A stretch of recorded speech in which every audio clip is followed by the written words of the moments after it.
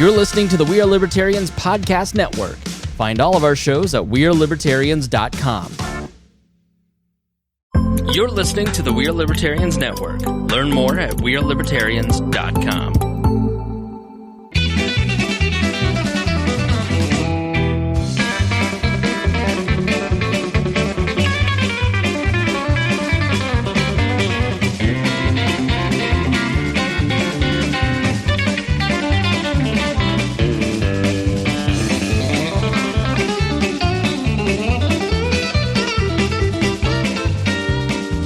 Welcome to the Boss Hog of Liberty podcast. This is episode number 327. PBS? This is we're going to be full NPR today and on our best behavior. Hi. Because this is like Let me this do it like NPR. shut the hell up. Hi. Shut up. We're busy. We are this is like when the teacher has the principal sitting in the back of the class. And I never went to school, so I'm assuming. This is how I always pictured it before the movie got dirty, is that... Welcome to the Boss Hog of Liberty podcast. This is episode number 327 of East San Francisco's favorite podcast. Jeremiah Morrell, Dakota Davis, executive video producer, audio engineer, Zach Burcham. We are being audited today by our network brass and his sidekick, and then our roommate Brian. Excuse me, Chief Diversity Officer? What was that word? Did you slur that? Right, you can do it. Officer? He's high on One Pizza too many King. tonight. Pizza King Sorry. really did him in. I had one chocolate-covered pretzels and woo! He had the Oh, you didn't have Pizza Brian's King. special pretzels, did you? The ones for his back. Make you feel real good. Dakota, Real Lucy. Dakota, do your part. Today's episode features Mr. Chris Spangle, who is from BET, and he is here to entertain us all, not just Harry. And Harry is here from Low Key Wall. That was very clever. And Harry's here. He's from the Low Key Pulls out Wall these show. quips. We're going to be talking to Harry about all kinds of things, not Not just BET. internet security and IT work. We're also going to probably talk about vehicles, Harry. I hope you're ready. Good. And then we also have Mr. Brian Nichols. We have some very passionate hot takes about rotary engines. Be prepared. I have a luck. The Rotary's back. It's great. It's amazing. It's Wankle Wednesday, everybody. Yeah, what? That's a great segment. We also have Mr. Brian Nichols from the Brian Nichols Show, who is in the studio, this side of the studio building. I'm your tonight. neighbor, yeah. Weird over here. We just wanted to point out all the dust on the ground and how you've chosen to walk over it. He's a real. He believes in property rights. He only I contends to pay his rent side. on that side Right. of the studio, Jer. There is an empty box of chocolates. There is a box of tea, an open jar of honey. They're on the desk tonight, and that is what we talked about in Patreon. And if you want to hear any of that, then you have to go to patreon.com/bosshogof liberty. That's where you can support the show on a monetary level every month. They start out at $5 a month. They go all the way up to $50 a month. Sure do. This show's about our lives in rural Indiana, here to push your boundaries and make you think as individuals. Sometimes we'll provoke you, other times we'll make you laugh, but hopefully you'll always learn something new. Tonight we're going to learn about diversity with Chris. $50 or more a month, Dakota. Who are those people? $50 or more, you get a shout out at the front of the show and your business / whatever you want to plug. And those folks are Miss Christy Avery from all the way in Fort Wayne, Indiana, our favorite Norwex dealer, Mr. Jonathan Phillips, our favorite car dealer in the continental United States, Andy Moore, Buick GMC in Fishers, Indiana, and then Mr. Anthony Meyer, who's I wonder if he's being able to catch his breath after the Christmas rush, or is now just all the returns are being processed. So maybe it's even busier. Did you guys have a good Christmas? Had a great Christmas. Do you have Very stuff good. to return? No. Gift cards? Are you rich in gift cards? No, not anymore. No. Yeah, I didn't get one Not- gift card. You've seasoned through into just socks and underwear? Yeah, I mean, I'm a dad now. We're everybody's a dad here. Congrats on the Minus sex. Jer, and Not me. you just like that's when it dries up because all the presents are now for your kids. Yep. Correct. And you It's care not about the about you presents for the anymore. kids. It's like Yeah. I got a cool present from my dad. It was a set of LED lights that I really wanted and a Weber grill, but my dad just is super extra. But everybody, it's really about like seeing your kid get the Play-Doh ice cream sundae with the real slime drizzle, and then spending like her favorite present we got her the princess bicycle, not Santa, because that fat man doesn't need the credit. So we got her a princess bicycle. Her favorite gift was the $6 pair of craft scissors, her first pair of scissors. And so while her bike is sitting there, as she has opened the bike, she's like, you know what? Runs over, gets her scissors, and starts cutting the paper off the bike. It's just fun how their little brains work. So it was like great for those experiences. Jackson is obsessed with scissors. Just God, every time we wrapped presents, it was just saving a chunk of paper for him so that he could cut it into the microscopic pieces that get caught in the rug and you have to sweep up. On your way home, Santa brought her craft paper too, like 2 big things of craft paper. Ooh. And so today, I mean, it looked like a New Orleans parade with all the confetti because she's just she's cutting me basketballs as we're watching the Pacers, like just on fire. Yeah. I gave Gunther a real pair of scissors finally. She finally graduated with real scissors. She can't use them at school though, but freaking dangerous with them though, because she's man, a little running around the house with them right now. But it's okay. Has she tried to cut her hair? No, fortunately that has not happened yet. Barbie's hairs? No Barbie's hair yet. I think it's mainly because I barely emphasis on this is for paper and paper only. Smart, and we have different scissors for fabric, and this scissors are for hair, and those scissors that she knows these are directly for hair. She can't get. That's actually a really good idea. Yeah. Harry, I feel like you're a guy that would have his own dedicated meat cutting scissors. Do you have meat scissors in the house? I actually do. Yeah. I felt like Harry would definitely have a set. Harry has scissors for every project. Who doesn't have meat scissors in their house? Yeah, what kind of scissors would you use for chicken? And the same scissors I open the mail with. I actually have separate scissors for chicken and pork. I've got one set that the red one is for you don't pork have and the kosher white- scissors, you animal. This is why we had to bring the diversity officer in to explain this to use you. your chef's knife. Oh, have you never used scissors? I use a chef knife. Oh man, I'm very scissors is skilled far- with it. I don't The need Koreans scissors. are correct. Their scissors are far superior kitchen utensil. yeah, I love the scissors. Yeah. Got it.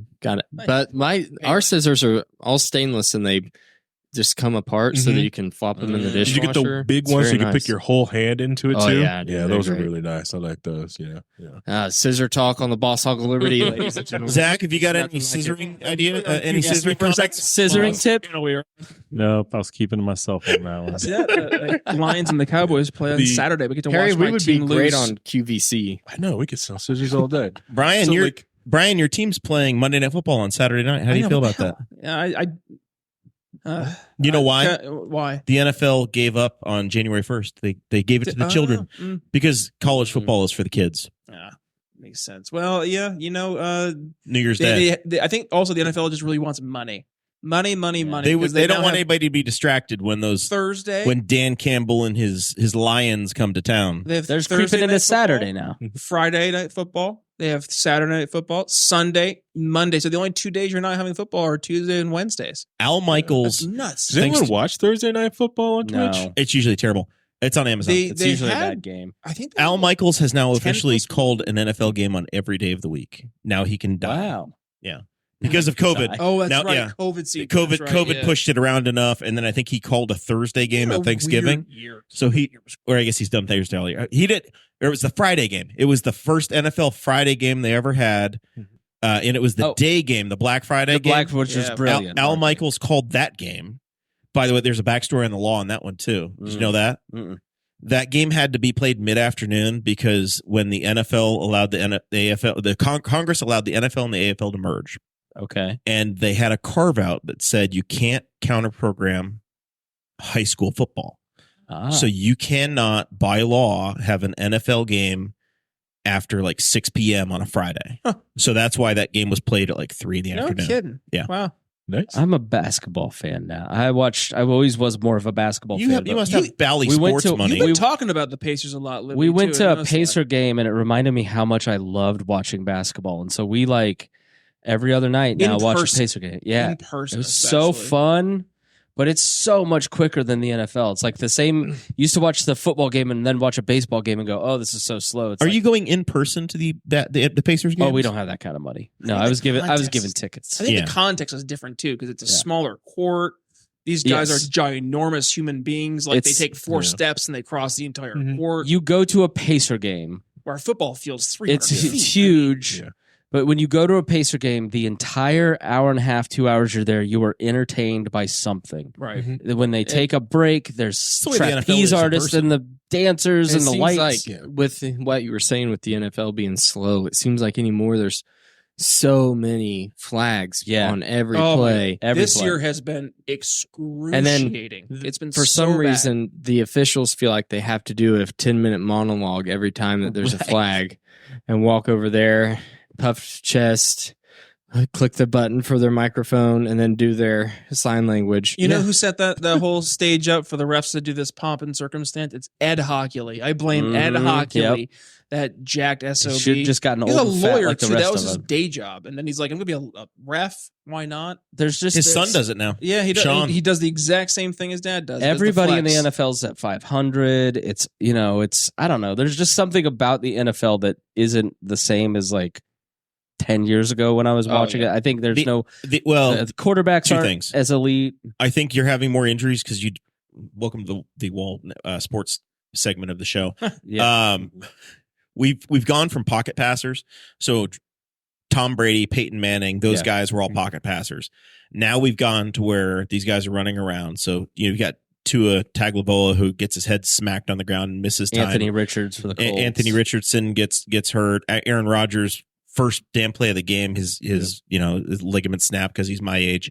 But you've had like 14 of the teams are on their original quarterback. The rest of the league has had to go to their backups at least for significant. And if playing you time. don't have a good quarterback, you don't have a team. You're screwed. Well, and let me put my old man hat on really quick. I mean, goodness, like the part of the problem is that welcome to Indiana. I'm here now. I'm embracing my role. No, but like part of the problem too is that there has been such a focus away from like truly practicing, trying to focus on the details. Like you're seeing it, the quality in the game on the field is diminished.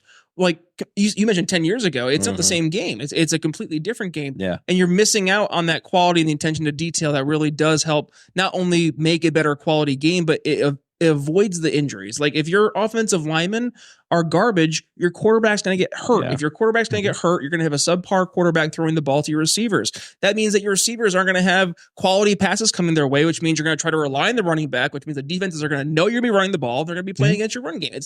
You've cut practice down to almost nothing. Training camp is like 2 weeks. The Cowboys just had their. I'm a Cowboys fan. That's my cross to bear here. I knew. I know it's. I know. Just look at him. You can see it in his face. Yeah, it's the attitude. They just had their last padded practice where they could hit each other. Oh, really? There's 3 more weeks in the season. Like- They can't tackle each other anymore. Well, and the thing with basketball is like Reagan doesn't really follow sports, but she doesn't mind watching it because there's action. There's like you don't really have to know the players. There's exciting plays. There's 5 of them, too. right? Yeah. Whereas Get ball, football, shoot. you don't West really, Virginia 17, North Carolina 10 in the And you Duke's Mayo score Bowl every game right now. 14 seconds. right? And then now they're scoring up to 152 a game, Which is nuts. It's crazy. I remember Just back when smaller. they used to play defense, Yeah. You can't Jim do that now. Boeheim. Yeah. So here's my quarrel with the defense, no NFL right traveling. now. 2 things are happening that cause people to pay attention. One, fantasy football is taking over the world. Yeah.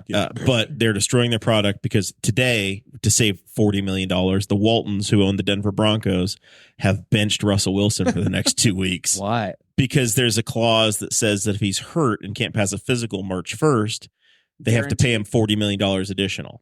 So they just benched his ass and said, yeah, we're probably not going to win anything, so we're done. And he's not that good to begin with, so they don't He's a wanna pay Super him. Bowl winning quarterback, but yeah, it's fine. But not this season. No, the Broncos aren't that good yet. They're rebuilding. So anyway, Rebuilding year. there are, as I said on Facebook today, Isn't he guaranteed And if the 85 Waltons million? don't have $40 million, they paid what hope do $4 we? billion Well, he's for the already team. guaranteed 85. Yeah, so it's an So additional The $40 economy's million. in the toilet. It'd The be like economy's bad If for Russell these. Wilson gets his money, it's going to cost you an extra nickel for those chicken cutting scissors. The down at billionaires Walmart. are struggling too. Jack. Exactly. It's Bidenomics. So Frank Reich is struggling. Let's appreciate Yeah, Frank Reich Frank- getting fired Frank- twice. Frank's been fired twice in 12 months and And walked away meanwhile, with he's $50 making like million. $80 million Guaranteed a month. contracts. Yeah. What a life. If Frank Reich, if you want to invest anywhere, Just become a patron, please. So anyway, Same Andrew Bowman. the NFL has their fantasy football problem. People are playing their championship game this weekend with hundreds of dollars on the line and things they worked on all year. Yeah. And then Russell Wilson, who might have been your starting quarterback, just got benched. And they said, sorry, screw you, You could Jer. hear him like Yeah. the intense. And he was secondly, personal. more Angry. important, I lost in a very sad matchup last week, so I'm So did in I. the third place game. The other more money on the line. People have legitimate money on it. And I was just about to say that. We have massive gambling industry here. You're not even in all 50 states, but the reason that Mark Cuban just sold his basketball team to a woman named Adelson who runs a major casino in Vegas is because with the collapse of these, like, try to find a basketball game. It's impossible unless you have one carrier, which my brother fortunately has a login for. Bally, which is bankrupt. We don't have Bally. He has like the dish, one of the dishes. And so you have one of the dishes, you can watch everything. Otherwise, you're out of luck. You're not watching basketball because the Bally's, what used to be Fox Sports Regional, that's all collapsing. So the only way that these franchises in all of these major sports are going to make money is off of gambling. Yep, it's all off which the has DraftKings advertising revenue. and it's all on your phone, and it's gamified, and it has massive implications for the mental health of the men in this country. Yep. And it has massive implications for the financial welfare of regular middle class and lower class families. But when you already had your parlay for the week put together, and then the Broncos sit their freaking quarterback down, somebody's not going to make rent this month. Right. And so the reason that you are now seeing these teams, like why are the Washington Bullets, I will not call them the Capitals. What are they Jesus called? Christ. How many sports is he going to say? Bullets, Wizards? The Capitals play hockey. No, whatever. The Bullets are pew-pew. And they've been gone. The and Bullets Michael and the Jordan Wizards, wore the Wizards jersey. The Bullets and the Wizards and the Capitals are all soon moving. Soon they'll be the Virginia Wizards. I'm just terrorizing you. But the reason they're moving into Arlington is because they're getting public money. And so to own an NFL team is to become a billionaire off of gambling from middle class and lower class people who don't have it, and from taxpayers who also don't have it. Yep. But these cities like Indianapolis, the sports strategy worked. People want to live in Indianapolis. They want to go to Indianapolis. I love living downtown, right? And so I caught heat over this. It's going to become an increasingly predatory segment of our society. In 10 to 20 years, professional sports will be one of the most predatory evils in America. I caught heat over this, but the stadium, the arena that the Bullets built is the same age as Gainbridge Fieldhouse is. And I don't know what's going to happen when the last Simon brother dies, but Indianapolis better be damn sure that they've got that thing locked up for 20, 25 years in the future. Yeah. Or else Nashville's going to come calling. Well, the city, or Seattle's going to come calling. The city gave them a bailout. The Pacers are deeply, deeply invested in the city in a way that the Colts are too. But the oldest is the baseball stadium, which is still very nice, still an industry leader. Gainbridge, I'm not worried about because they just did the renovation. But again, the Pacers have had public money bail them out to save them from bankruptcy. They've had there's an ice skating rink right now that you can take your family to. They've upgraded. They've continued to add money to that. Yeah, but those things buy you another 5 to 10 years. Right. They don't buy you. You and I are now of a certain age where we can remember RCA Dome was aging. They were saying there was the morning where John Clayton is sitting there before a Colts game in December saying, man, they are moving this team to Los Angeles like in 2 years. Yeah. Like the threats were real and they were there. And these stadiums are the same age now as they were when they were moving them. Yeah. And we've now watched an entire life cycle where Atlanta built a stadium for the Olympics. They've already moved on to the new place. Yeah. Like the Redskin Commander football team has two stadiums and they want a third. I think, but I think in 10 years, like, first of all, it's the Pacers, and I love the Pacers, but the Pacers are an eighth in the Eastern team and will always be an eighth in the Eastern team. They're not like the Fever, who are going to get 2 first-round draft picks 2 years in a row and be a monster, massive hit, but they're still not going to sell out Gainbridge. The Pacers don't sell out Gainbridge. I mean, if they were the Lakers, then you might have that discussion. But the problem in 10 years is mass transit. The cost to taxpayers is going to be so exorbitant that you're gonna start to see these cities start to push back. It's not like, or say 10, 15 years ago where the city knows if the Colts leave, we go back to Indian O Place, and the whole strategy falls apart. I don't think you could be in that situation with the Pacers, because I think in 10 years, it's like the Olympics. Nobody wants to host the Olympics anymore. Nobody wants to host the World Cup. The benefits now don't match what it costs to do the Olympics. And so you're going to have to see a necessary shrinking of public investment, or it's just not going to happen. You're going to end up in Dubai with just Saudi Arabia, and that opens up, all of the moral quandaries and slavery. Live money is going to dominate American sports in all assets. Yeah, the only way they can make that up is through gambling. So you are seeing pressure. The NFL, the Players Union, has been very vocal about wanting all of these playing surfaces changed to real natural grass. Brenda Greider says, you confused me. I thought it was Thursday. Yeah, it's they moved it for me, and then my photo shoot got moved to noon. So we could have done it. Yeah, you never know. You never know what's happening. The NFL is getting pressured by their union to move to all grass, and they're saying that you just exactly what you're talking about for the World Cup. They're ripping out the sod in Cincinnati off their field and all of these others, and they roll in grass just for the soccer games. Wow. They did it at Lucas Oil when they had a European group come in and they played soccer there. They put real grass down for those games, and they rip it back up and put the turf back in. Well, hell, they put the monster dirt. Have you ever been to a Monster Jam? Monster Jam's the best. It's awesome. Yeah. So put the monster trucks with the dirt in the Lucas Oil. Oh, it's awesome. The estimate is it's $15 to $20 million a year. They could do every stadium, and it would cost the team $15 to $20 million a year to do the legit grass. But these billionaire owners don't want to pay for it. That's the fight you're seeing. Yeah.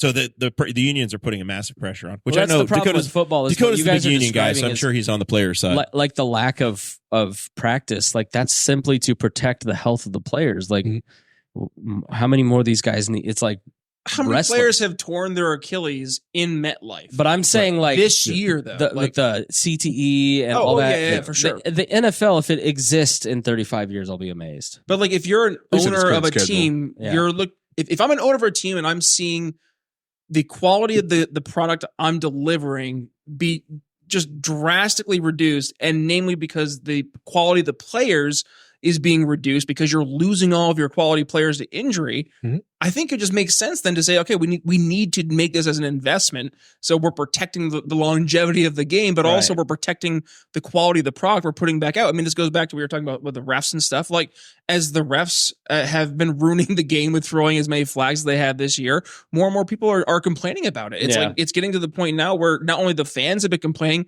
players are complaining, coaches are complaining. It's every single week, but it's impacting the actual like product that's coming out. Now, at what point does that impact advertisers? Well, the eyeballs are still there. And that's the part that we have to see what will follow. Like, will the eyeballs leave? I'm doing my part. You're doing your part? No. I told him he looked like white Dak Prescott, and he was like, thanks. He No clue. no idea. Then I showed him a picture, and he goes, oh, yeah. He does actually, yeah. And no that's idea. not, You look mediocre. All right, hey, road to go. let Harry talk. most of the sports fans, for lack of a better term, are kind of like they're kind of stupid because they keep turning in and watching. Even the sport, because we have the same issue when it comes to just sports video game. People keep buying the crap from EA for FIFA and Madden for decades now, and they keep buying, even though it's the same crap, and nothing's changed. And nothing has changed. That's an easy Isn't change. that Just the don't question buy it. across the board? Why do we keep doing the things we hate? We know we don't like this stuff. It's like, I'll tell you why. why do Because we eat don't at have McDonald's when options. we know it's terrible? Because we don't have options. At least we don't think we do. But I mean, going back to EA, right? The last great football game I truly remember was ESPN NFL 2K5. It was a Sega game, and Madden was from Madden EA were so afraid of this game that they went and they purchased the licensing for the NFL for 10 years. And then they just got that renewed again back in like it was like 2016 somewhere in there. It's like into the future, So this $1 billion industry, and it's not really, and they mostly make their money off of gambling, just like the regular NFL. So there's no choice now. So like if you want to play and that's like the issue with Bally Sports, where you can't really watch the NBA because of the contract money, or like IndyCar has the best I hate the cord. I am a cord cutter, but I hate it because it's impossible to watch anything, especially live sports, without spending another $100 on $10 a month here and there. And but IndyCar, it's like $5 a month. You just sign up and everything's on IndyCar. They give you the best coverage. You get to see every test stuff. No fan other than Jeremiah care about. But they're shopping the TV money because of Zach cares. Have you met Zach Burcham? I was going to say, like, racing's not that way. You can buy every racing segment of what you want, you want to watch. Right. And then if they get a bunch of TV money, they can actually make the teams work a little bit better because they get all the money. But then the fan loses out because they're going to have to go over here and watch it on cable here or streaming on this one. And then you don't know how to watch a race. And so the experience is better. So you go, I'm out. Bye. I don't know how to watch NASCAR, so I don't watch it anymore. And that's the reason. So I have not watched a Pacers game. It's impossible. I haven't watched a Pacers game in probably 4 seasons. Yeah. I'm a happy Google, YouTube TV subscriber, and they are off the radar for me. And the problem is that I don't care. Right. And I grew up in the 90s. You would watch them if you really, I grew up in the 90s with Travis Best and Reggie Miller and Austin Crosher and, Rick Smits, Dale Davis, Antonio Davis, all of, I could name the roster today from 1996. I couldn't tell you 3 players that are on the team now, and it doesn't upset me because they've lost me. I just don't care. And it probably started with the brawl. But they've lost the generation of 35, 40-year-old people that are now making the money where they could be the season ticket holders. There's nothing there. There's no emotional connection, and I couldn't give a damn. Whereas the Colts did keep that. They did like so much about entertainment now is activating that nostalgia. Story. The story. Like this is the Gary Vaynerchuk, like why he is so focused on you establishing a narrative, like what's your story, and it's because you have to have. So like you were going back. Like I know none of those players. I'm not a big basketball fan, but like for you, that attaches a time frame, a nostalgic memory in mind, and like see, they're showing you're not a real Hoosier right now. I know it's very sad. We need to know Here, you these ready? names. I'm gonna make this even worse. Like '90s Cowboys. I think of Troy Aikman, Emmett Smith, Larry Allen. It's really why, as a Cowboys fan is because of nostalgia. You have nothing else. 100% wins. Absolutely. I'll say 100%. Leon quarterback is legitimately great. They but won a Chris Super Bowl Boniol. last time before Dakota was born. Right. Yeah. Like 1995. Yeah, that's how long ago it was. 96, right? Yep. Yeah. It was before you were born. So like, But the game was played in his lifetime. But like, think about that. Is that because there was a story that was being told, and like now that story is something you can tell your kids. Like I was telling my wife, the Cowboys just played the Bills and they got their asses kicked this past week or a couple weekends ago. You're reminding her of how you won those 2 Super Bowls against them. No. I was reminding her it was my first ever football game, and it was when I went to go see the Bills in the Cowboys game. It was Monday Night Football in 2007. I brought my dad. It was his first ever football game too, and it was a crazy game. Romo threw 5 interceptions in the first half. Cowboys were getting their asses kicked. They came back second half. They ended up they scored a touchdown. They were down by 2 points. They went for the 2-point conversion. They didn't get it. Went for an onside kick. Got the onside kick. Then the end of the game, they had to kick a 52-yard field goal. They made it, but the head coach called timeout for the Bills, so they iced the kicker. Then he had to kick it again, and he did, and it all happened right in front of my dad and I. And like there was a story that was attached to the team because it was Tony Romo, Jason Witten, like all these names that were part of the Cowboys for like entire 10 years. Now players jump from one team to the next, and you don't really have an attachment to them. You're like, all right, I'm going to see you for maybe 2 seasons. Like I was a big Amari Cooper fan. That's a huge problem in basketball is that they travel around every 2 like years. if you were super teams and stuff like that. Like if you were a Cleveland Cavaliers fan, right? Was that the basketball No, team? if you're a Pacer fan, you go, thank goodness we have Tyrese Halliburton locked down for 3 years, but then it's Laker time. So why get emotionally invested in Tyrese Halliburton right now?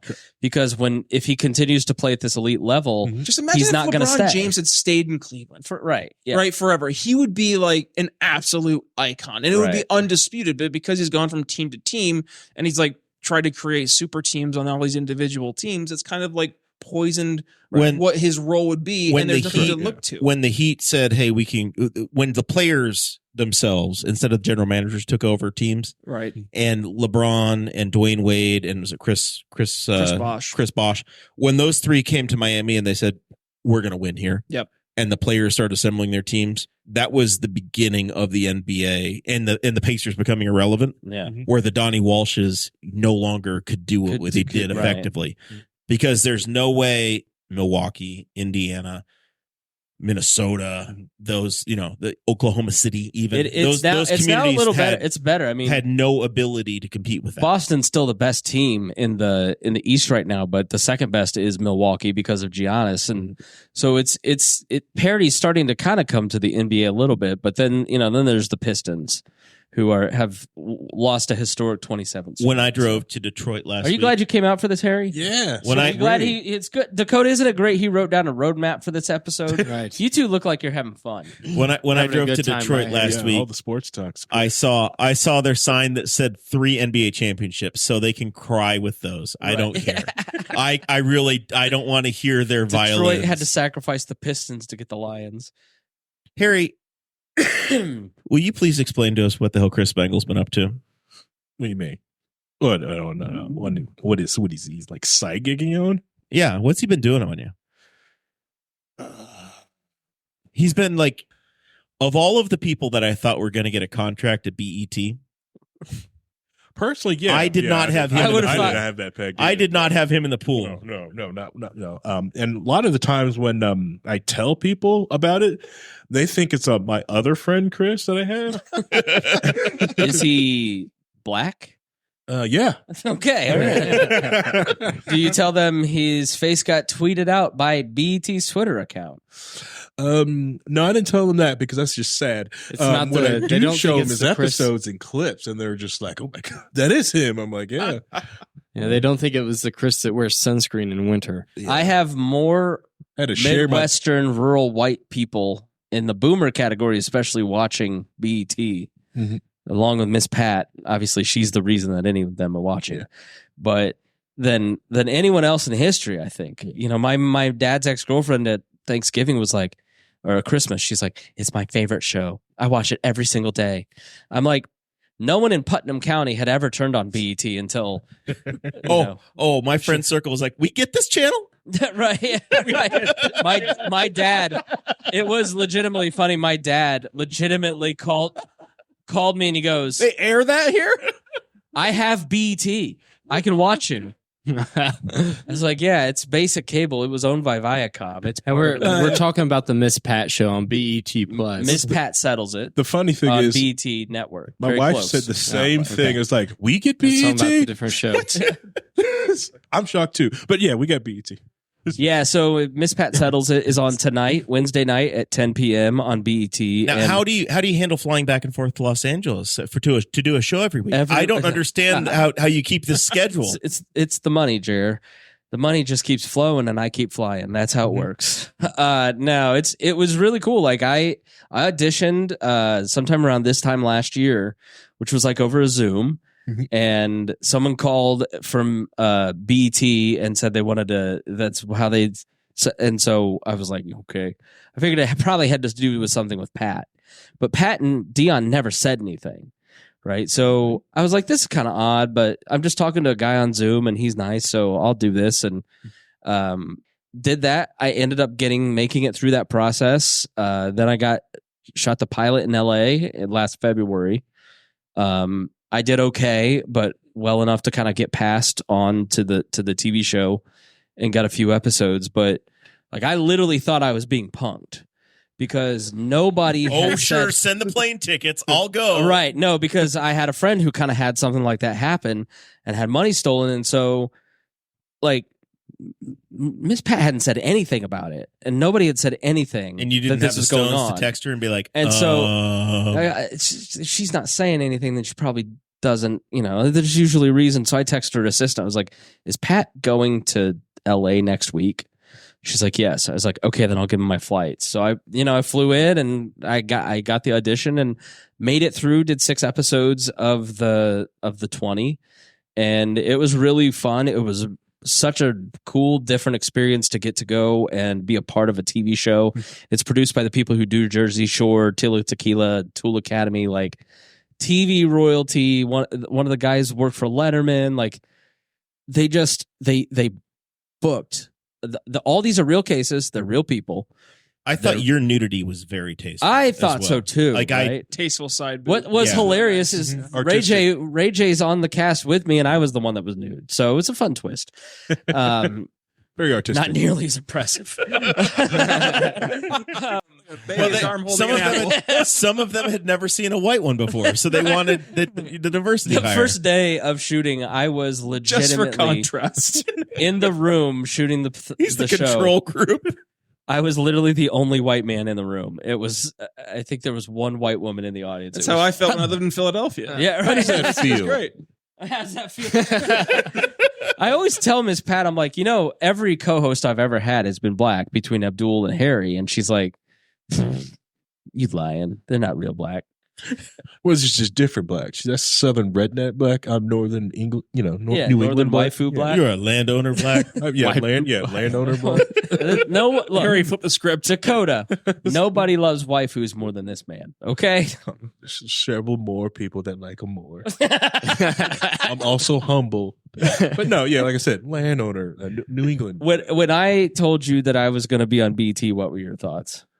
Well, first, I kept wondering what type of show they would have you on because I couldn't be on a food show, because when Podcaster needs a wife. Show. It's too bland. It was BET wife swap. Oh man. I would pay to watch that. Well, the premise of the show is it's like Judge Judy, and it's all legitimate, real cases. It's real money, and Miss Pat settles it. She, is a convicted felon. By the but way, also a judge. how does that work? They go around, and I don't know how much I can say, but they go around the South looking for cases. These are not Los Angeles people. And they're real people. They're real cases. Because I kind of wondered, and then they all started like following me, and I followed them back on Instagram, and they're just regular people living their regular lives. And they had a small claims suit against somebody, and there's a backstory. So they call them, they ask them. And how does Miss Pat get the authority? So they dismiss, and then they enter into arbitration. So Miss Pat is the arbitrator. She is Yes. literally arbitrating these cases legally. Holy And it's cow. real money. So And there's a really Yeah. funny bit of her talking on Bob and Tom, saying how she didn't realize that they were real cases. So she was like, add another $3,000. I was there on for it. that one. And they literally pulled her out because she's like, you know what? I'm going to give you another $500 for this. And there was like, normally she'd go out, confer, come back in with the decision, and that one she was gone for like 30 minutes. And afterwards she told us that it's like, this is real money. It was. And what's different about it is it's real cases, but then there's a celebrity jury and me, and we help You're a her celebrity. judge the case. Am I a celebrity? Yeah, you got an IMDb page, right? No, I don't even have Oh. Wikipedia. I have an IMDb page. What are you doing? Maybe now somebody could make me a Wikipedia page. I might qualify that I'm on basic cable, but we are libertarians. Apparently, didn't do it. But yeah, then Imagine that. it's just a really fun show. It's like one of those shows like Impractical Jokers that you could watch over and over and over, never get bored with it, see something new every time. So I'm fingers crossed, hoping that it turns into a season 2. And Wait till you get your Goes own on. BET spinoff. Yeah. I don't think that's going to happen.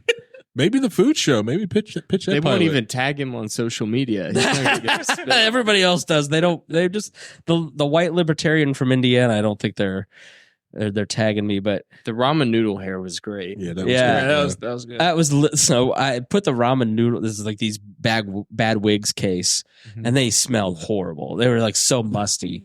But you got to Did they bring the wigs You in touched for it. It was evidence? great. you got to go the extra mile, and I don't know anything about wigs, and so I put it on my head to be funny, which turned into like a great photo worthy moment. But then Pat goes, I hope none of you put that on your head because lice still could live in those. Mhm. And I spent the next 2 cases freaking out because you all know me, like you know what a germaphobe I am. I'm like going, I'm gonna get lice from these dirty wigs. I turned into Monk. You could feel them crawling. Yeah, Yeah. Every ounce of your strength not to itch yourself. They were just using you as a breeding ground, and there's nothing you could do about it. no, and it's 2 more cases he has to sit through. yeah, it's let fun. Ray Like J find out. this kind of podcasting, I think, like lend itself well to it because these are real like emotions and feelings and like. So Yeah. as a Yeah. juror, what influence do you have? You're just there to be her bro. Yeah, I mean, Because you don't decide, like the judge decides it. You're like the appendix of the system here. We're there to like. I think these cases are also 50-50, which is partly why they get picked, I'm sure. Mm-hmm. But because you kind of empathize with both sides. So everybody kind of has a different perspective. But a lot of times, like, I've noticed that it's a lot of, like, people will side with the lady. And I'm like, this guy has a point. Right? Like, so sometimes you can make a point, and I think it makes her think about it a little bit. So it's like That's just some of the white topics. man in you. Some of the topics I think I remember is there was a couch involved. Yeah, there was a couch where there was a dog. A dog that, the couch, for instance, a case where two best friends, one had the key entry. She lives on the other side of town, but she was on that side of town on a date. And she used her friend's apartment to make love and ruined the couch. And so she was suing for the couch. She ruined the couch? She ruined the couch. Ruined the couch. And there was video, which got real awkward with Ray J, but he made the best of it. And then there was one girl from Alabama who was just like insane and off the charts and like flew to get her uncle fired. He was in a male beauty pageant and she sponsored him. And then she was going to get paid back. He won. It's a whole different world of people that I like. What states are these folks coming from? I heard Alabama. Alabama a lot, Georgia, Mississippi, I'm just going to say the South. Memphis. The South. My dad ran a janitorial service when I was a kid, so I have been exposed to a lot of this behavior before. Janitorial employees tend to live very interesting lives. Mm-hmm. One guy that worked for my dad, like, you're saying bring that down a you are serial also killer. from the other side of the tracks. No, I was management. I was on that team, but yeah. Good man. So what did you think of the show, Harry, specifically? I was very impressed with it. Had a lot less swearing in it versus the Miss Pat show. I will say that. But it was for the couch one, right? I kept watching that, and I just go like, man, see, this is why I don't give Chris a key to the studio. I don't think there's anything in that house that would make me erect. Sure about that? I don't think I could hold one in that place. It's quick, hit the beat. That reminds me of the time. Have you seen the posters that I put up in the other room? You're right. There is a picture of me. The key to the studio reminds me of the time that Harry made an imprint of Chris's apartment key and then made a key at home. Did you really make an apartment key? Oh, that's forgot about that. Tell this story. I've forgotten about that. Okay. All right. So we used to tape in this other smaller studio on the south side of town, and the 6 something. Yeah, massive, expensive rent there for some reason. But the person that had the key there was supposed to let me in was constantly late. That person was, should have been let go of the network, but he still works here. But so I would get fed up. So I was just saying that, hey, you know what? Because he also kept leaving his keys on the counter. So I figured I would just take a photo and just make a key. So I did. Worked. Did it work? It worked? Yeah, it worked. It did work. He made a key. How do you do that? How do you do it from a sketch? What do you mean? It's just the little pins on up. I'm not bringing keys out, but like your keys turns out to pins that are inside the lock. You didn't bring a picture down to the Ace Hardware and say, "Make me one of these." There was another you like 3D printed it or used foam. I did or something. not 3D printed. What I did was because it was if I remember correctly, yours was a quick set. So I just got a quick set blank, put it in the vise, and just started carving. So you did it by eye. Yeah. How many weeks? This is like. Did I ever notice? This is like Shawshank Redemption shit here. Of how many weeks? How many weeks did it take you to get it to actually work? Harry eyeballed and custom cut a key off of a photo. There was no. Didn't even know that was a thing. Didn't have a kid. The other thing, I did have a lot of. I'm dangerous if I have free time. No kidding. I didn't have to use it because afterwards, I think the threat of it, you just started showing up on time. I think because one time before I finished the key, I think you showed up with me with the lockpick set on it. You did bring a lockpick, yeah. We had so much fun. That was. It's unfortunate I got married because it was a great show. If you've left your keys out in plain sight, you have no expectation of privacy with Harry now. No, the first time my wife now met Harry, she was terrified. He started talking about cybersecurity and threats, and global destruction, and she was like, he's terrifying. Yeah, Harry's like, the world is an awful dangerous place, and I'm so glad I brought a kid into it. I think the world. There was a fair amount of drinking. I don't know. Yeah, the world is a dangerous place. Yeah, my job actually talks about like don't get Harry drunk. He'll start talking about like I started to sketch out like the principles on how to make like a nuclear warhead and why. And like You can why tell- it's very dangerous and like what's done with it. You know? What I I've think your learned, quote was, his outlook is darker than his skin. what That's I- what she said. what I've learned about Harry, It's a direct what quote. what I've learned about She said it, Harry not me. is that you can tell what kind of a mood he's in by what color he's painted his fingernails. And right now they're very dark. Very dark. They're very dark. So I'm not going to ask a lot you're of saying questions. like, you remember the 10 seconds to midnight nuclear watch, the threat level. We're on Orange- threat level we're 5. on Harry orange Con right now. 5. Well, considering with all the We are- different like ransomware attacks that are going out there around the world, We are- you guys aren't paying attention. We are to? on a code black, everybody. How bad is it? Well, my wife who painted my nails black this week. It's just really bad out there. Most companies, for some reason, don't want to spend a whole bunch on their IT budget. I think this year was also big for the companies laying off IT or security teams and then getting hacked 6 months later. I think it was just a meme going on LinkedIn every time. Like this company got ransomware, like boom, and I'm just like, what my budget got increased for next year. I don't know about anyone else's. Yeah.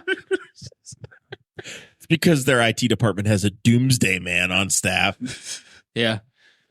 Well, like, a couple of things like my company is like, when we also did we did a backup test and it worked, but it was like very heavy lifting. And I kind of went to my director like, hey, we could spend this money on this software and we don't have to worry about this at all. The thing just takes care of it for us. We just pay money and click buttons. Does AI, and I know Brian works in cybersecurity, does AI and basically the reality of it taking over in 3 years, does that make the problem better because you have so many more tools, or does it make it way worse because now it's going to just massively amplify the amount of problems there are? What double-edged sword? Yeah, right? yeah, double-edged sword on Like that as one. much as you have people using it for helping improve your defenses, there's equally number of people now using it to try to go after you. Yeah. So Yeah. I mean, AI and Harry, I'm gonna hear your thoughts too. But in my kind of experience, AI, what makes it really unique and special is its ability to take massive amounts of data and identify patterns. Right. And with that, it's easier. We used to have the Libertarian Party for that, but that's over. So now we had to figure out AI. so like with AI, like it's not so much that it's going to like just figure things out, but rather as you present it more and more data, it can then start to show you what it's seeing as consistent patterns, which then yield to identifying like passwords, for example. Correct. Yes. Right. I was going to say, like, it was my favorite thing I did at my company to get more people to using the random password generator on the password manager, because I told them, like, I can feed ChatGPT, right? Just ChatGPT, the free one, 50 passwords that one user created, and it's like, based on these 50, create me 10 user password that this person would do. And a lot of people was like, holy smokes. It's like, yeah, all I have to do is get one of these lists of one, because you can go to ihavebeenpwned.com, type your email address in, you can probably find it where you've been hacked or where you've been in a data breach. Said you know how all my passwords, my patterns. Yeah, you just have a pattern to create an algorithm. Right. Well, just like there's an algorithm for the your crap. I want to say this. There's for your card. You can actually you can test this if you get a new card soon. Put your numbers into ChatGPT and tell them to, based off these numbers, what is the well, don't do that. Sorry, don't do that. Basically, just told ask Google ChatGPT to Michael Hastings based on these number pattern, what my next credit card number is going to be, and 9 out of 10 times it'll guess your new credit card number based off your old numbers. But that to me seems so random because It's not. A lot of your card numbers, because it can It's see, not. right? Because Right. we're looking. It's like we're looking down a narrow telescope, whereas it's like taking that telescope and then expanding it all the way out. So it's Yeah. getting that same focus. but now it's able to apply that focus Yeah. way beyond the scope that we could So ever. Because there's Capital logic One's there. Capital Yeah. One's pattern is this, and so this person It knows your bank, right? Right. So it knows the first number in your card says if it's number 2, it's an American Right. Express card. If it's a 6, it's a Discover card, Right. right? So everybody that uses First Financial Bank or Star Financial Bank or Key Bank or whatever, Right. all of those have the first 4 or 6 characters. So if you have 16, you've eliminated 8 of the digits based upon the banking Right. system. And then I'm sure that the Chat GPT knows what other numbers are issued. Correct. So it can also kick those out. So now you're whittling down your Yeah. possibilities. Based on also the numbers that have been used and Yeah. things that have been pushed in hashes and stuff like that. So it just And then pulls you out all know that that there has information. to be a check digit. So there's certain numbers that are just automatically eliminated. Yep. So you can back your way into a pretty damn close. Yep. The other thing with is it ChatGPT even worth protect? Like you've been so protective of putting Gunther's image out there, for instance, Mhm. and you're very protective of her identity. Is there a point to that even at this point? Like Yeah. 10 years ago, there was a point to it, Yeah. but at this point, is it just going to be so bad in 10 years? There's no hiding. I think the main reason is because of how bad it's going to be in 10 years. Everything's going to be. I think that's even more reason for You it. just the people will be such bigger targets, and you'll be Yeah. less of a target, but you're still a target. But in 10 years, she'll have an Instagram. It was just more of a, Right. I don't want to anything's out there is because it's been leaked out there. Someone else has taken it. But it's more also in the fact that kids can't consent for their photo being out there too. 'Cause she wants to have her photo. You don't want to be responsible for having published it. Correct. Yeah. You I want don't it to wanna be be her responsible. choice when it's her time. Correct. Yeah. Yeah. The other thing with ChatGPT is also to increase the amount of script kiddies, people who don't really understand hacking. They just grab Is scripts that to like do different pit things. oopsies or Well, it's just more of never mind. this script here hacks Linksys routers to get me free Wi-Fi. Those are people, and they just pop Okay. those things there. So those tests that you can also get for yourself to help defend against yourself. If you have been enjoying what you have heard over the last 5 minutes, we have an entire show, Loki Wall. It's not That we all the can- show, by the way. Yeah, It's- and it's low key It's on the very wall diverse. network. Yeah. No, wait, change the name. Yeah. It's, But what I'm saying is that you can get more of this. if you like Boss Hog, You put a but you put a culture, and you put a tech, you put a quarter in, and you want to hear about your network getting penetrated. or just like because we go around just about everything around like culture and your computer or just things that are out there on the internet, because these things are just like quite frankly fascinates the cast of us, and I also like enjoy just because I think we got done doing the media that shaped us episodes this last year, which I recommend. Like if you guys could ever like do like a top 10 media that has shaped your political opinion or just who you are. Let's see. I'm going to guess Spangles would be the Rush Limbaugh show. no, ironically, everything includes Ray J. I'm going to say It's it was full Bible. probably the Tommy Lee tape. I think Private Parts is probably there. For Oh, Spangle. Private Part's huge. Bob and Tom show. Private Showgirls? Parts. Yeah. And you were Um, probably what? I'm going to say 10 when that I'm going to came say out? Spangle. Showgirls. No, I'm going to say Came out in the 80s. I'm gonna say 15. striptease. G. Gordon Liddy, probably for Spangle. No. Good, that's good. Glenn Beck. Glenn Beck, yes. My biggest media Yeah. influence is Howard Stern, Glenn Beck, I'm back. Yeah. Bob and Tom. Doesn't have to be, I'm not not media info. It's more like Mike Amir media show. that shaped you. Because like Private Parts like Yeah. that, or like how like the media, how you watch Top Gun all the time. Okay, no, I would say Married with Children. So to get to the heart of what I think you're saying, like rewatching Married with Children right now, having watched that at 10, 11, maybe like 8 to 14 or whatever, it shaped for a long time my view of women, how women were to be talked about. And it wasn't until I was in my 30s that I really like changed that.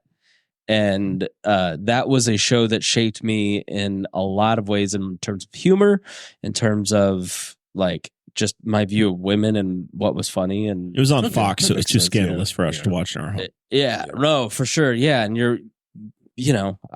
I wasn't a dirtbag, but I certainly wasn't as respectful of women as I am now, because women in my life said, hey, this isn't funny for these reasons. And you shouldn't behave this way for so that's like a piece of media that shaped me for sure. And I rewatch it now and I'm like, oh, That's where that thread came from. Yeah. So like, I don't think for I've ever mine, seen that show. I did It's Ghost so of the good. Show. Hilarious. Really? So funny. Al Bundy. I know. Yeah, Like, I know. Yeah, but no. yeah. So, and honestly, generationally, that was 1993, right? Yeah. Right. You fast forward 10, 15 years, and you end up at Michael Scott in The Office, Right. And, Right. And, right. which That's is my- which is Brian's Yeah. wheelhouse. Anything 89 to 96 shaped me enormously, right? Movies, TV. in 2007, 2008, 2009 with The Office, some of the things that were problematic Mm-hmm. in your show's history, The Office also has problems that you couldn't do now. Episode 2 cancels Diversity. The Office. The Diversity Day. Yeah. Yeah. I mean, like, and I can even probably make some of the jokes. But the thing Sound about like that Cheers, is, Facebook nuked. but the So- thing about that episode and All in the Family, which that gets compared to, and Married with Children, like Married with Children had, it all falls under, it's kind of like Miss Pat's show, like where they're trying to have social commentary through media. Like Married with Children was a show that said, all right, sitcoms are at their height.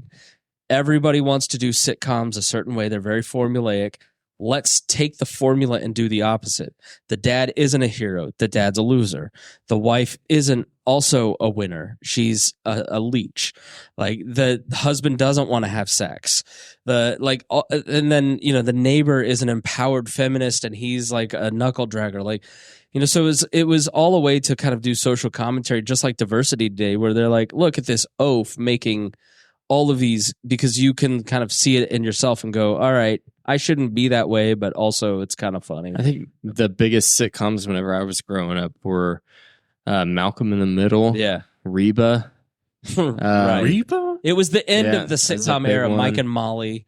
Yeah. Yeah, it was the last It was- gasp we had of like sitcom. every It was brother was the ringing three in. camera shot Reba shows. was Dakota got the King of very Hill. end of it. Yeah. Hold I'm on. not kidding him. Jeez. Reba was Reba's huge in my huge. house. Reba was Not huge King of in Hill. rural India. The other show that actually became is in the Reba audience went to was Tim Allen's final show. Yeah. Last Man The Standing. Last Man Standing Yeah. got that audience, Yep. which Harry's probably not seen a damn episode of. Home I've seen Last Man Home Standing. Improvement was great. I've watched Yeah. that show. Home Improvement. Yeah. Yeah, I love that. Huh. But big time for me, like probably in the top of that list of media that shaped me was probably like the Red Green Show was. Yes. I loved it. Was Yeah. obsessed with that for most of my. I don't know life. about you guys, but I think about this as Love that as a show. parent Yeah. a lot. Good for you. That period You don't of like it, Harry? like 8, maybe 7, 8 to 14, 15 is what set the template for my tastes and interests. It wasn't 4 or 5 like right now. That's too.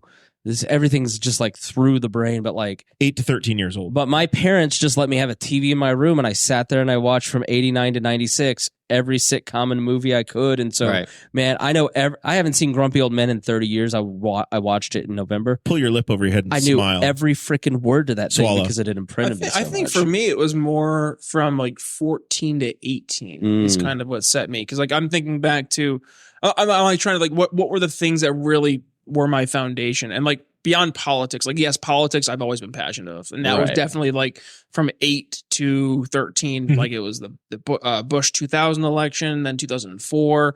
And I was like really passionate about it. But like in terms of my interests, it was from a cultural standpoint, I think of like 40-Year-Old Virgin, Super Bad, Wedding Mhm. Crashers, Super Troopers, and like those movies were all in my the frat back half. comedies. Yeah, my back half of my younger Yeah. half. Yeah. So like, I don't know. Like When I think about family traditions, it inevitably is like when I'm 10, right? And same with my wife. So Mm. like Yeah. I'm very cognizant of going into the next few years, like what we watch in our household is going to set her character Yeah. in such an impactful way compared to like Gonna be a my lot of parents- Andy Griffith. my parents are just like, here's a TV and yeah, we have a VHS of Porky's in the basement and aren't going to pay attention if you watch it. yeah, well, And I just I got, watched I was you commented in the book I got for Christmas, The Daily Dad, and one of the first, actually it's the first day it was John Willen quote, and it was about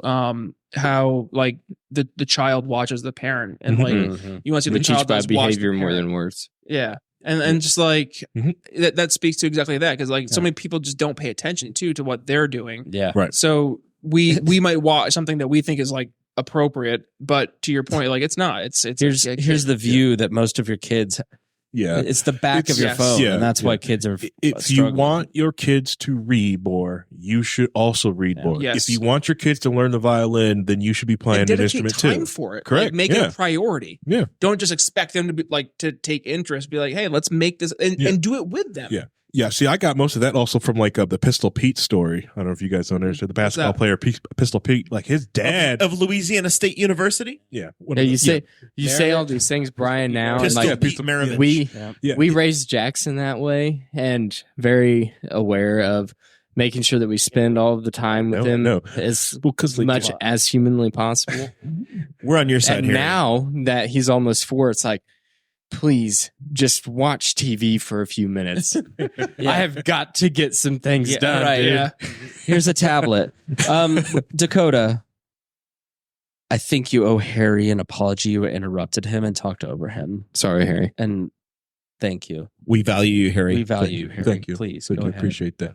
Well, anyway, so Pistol Pete, his dad, to get him really into the basketball, would play it all the time and wouldn't let Pete play. Wouldn't at all. He was stuck inside doing homework, and his dad was outside playing basketball because he was also time. a great basketball player. Correct. He was playing basketball, doing basketball, practicing basketball, and eventually finally let him play. I'm pulling up a picture for Dakota so he knows who Pistol Pete is. Yeah, I think that's like a huge lesson in sports. You see, like these great athletes, they also had parents who also were athletes and taught that like it's that they got that 10,000 hours of experience by the time they were 14 or 15. Mm-hmm. My worry 18. with like the Pistol Pete story is if I'm doing something that takes away the time that I could be spending with him, and even though it's like it is constructive, maybe I'm going to be doing woodworking or doing something, it's taking time away from him.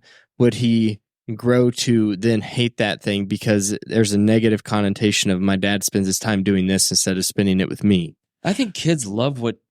I'm sorry, Harry. I didn't mean to interrupt you. Please. You're fine. I think you should just combine it because there's a lot of times I do maintenance on the cars, and my daughter just wants to come out in the garage. Just wants to be around. She just wants to be around me. There's some of those my things daughter that said works, the other but, day. She goes, I can't wait till we can read together. Yeah. And I don't read in front of her. I don't take time away from her. She just knows I love and appreciate books, and she wants to appreciate the same thing with me. She was like, Dad, I think I really like the Pacers. I've been watching the Pacers for less than 2 months, but because I've been doing it repeatedly, she's like, I'm going to give this a shot because I think you like, it's just, and he's younger, so he demands more attention. But like once they hit that 5, where kind of we're at with our kids, they have their own interests and they want time to explore that on their own, and they're much more self-sufficient.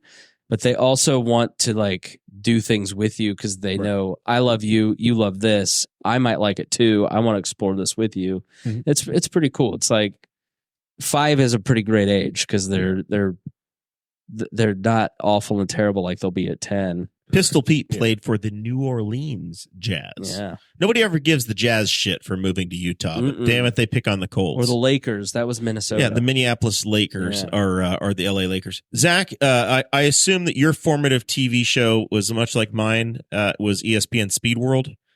No, I was just talking. I watched so much Sports Center, like in high school, like during the summer. Scott Even Van though Pelt. it just repeated.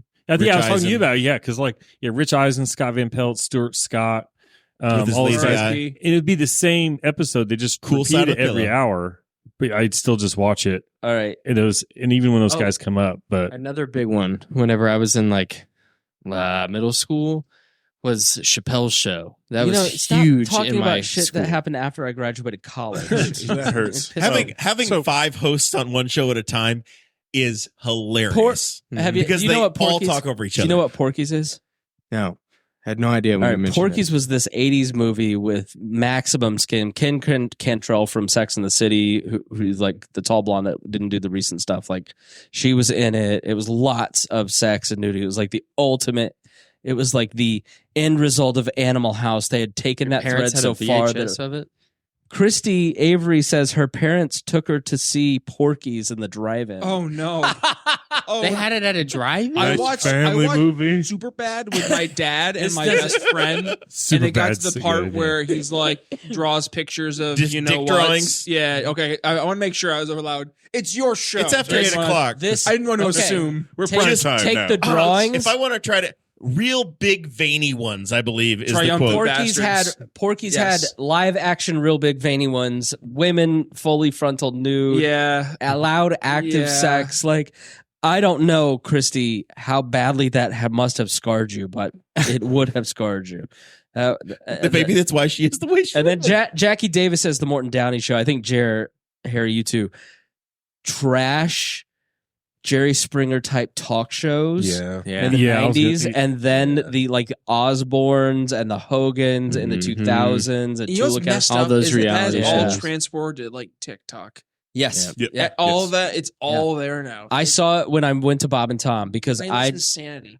grown up on reality TV and talk TV and Howard Stern being uber reality. Mhm. And so my style of broadcasting is you just can't help but be authentic, open, honest, let it all out there. And then when I got to Bob and Tom, who were a generation older, where it was, no, we're going to sit down and write the bits. We're going to craft the personas. There's going to be a wall between us Yep. and the audience. And so I would come in and say, let's do behind the scenes stuff. And it wouldn't go for it. All right. It's a different mindset between You talking about it Yeah. going to TikTok. It is interesting because we don't watch TV at home. Mm-mm. We never watch TV, and Jackson doesn't ever watch TV either. good. His tablet is his TV. Right. Like Yeah. he just gets. It's like, oh, if we're eating breakfast, we're gonna sit down and eat breakfast. Yeah. And usually, Saturday morning is when you turn on the TV. Yeah. He just watches Handyman Hal on YouTube Kids on his tablet instead. We've made a And big it's not point on in our TV. household to like, she hasn't asked for the TV all week, really for the whole month, because we've been watching Christmas movies together. Mhm. Because we've noticed that the random constant flicking to the next thing, Yeah. which he's about to start doing, Yeah. sets that like craziness, right? But whereas when we're all sitting down as a family, she and I There's watch structure. Monk Right. all day. Yeah. And so she's following the logistic, like the logical conclusions that Monk is making in the Yes. story. Yeah.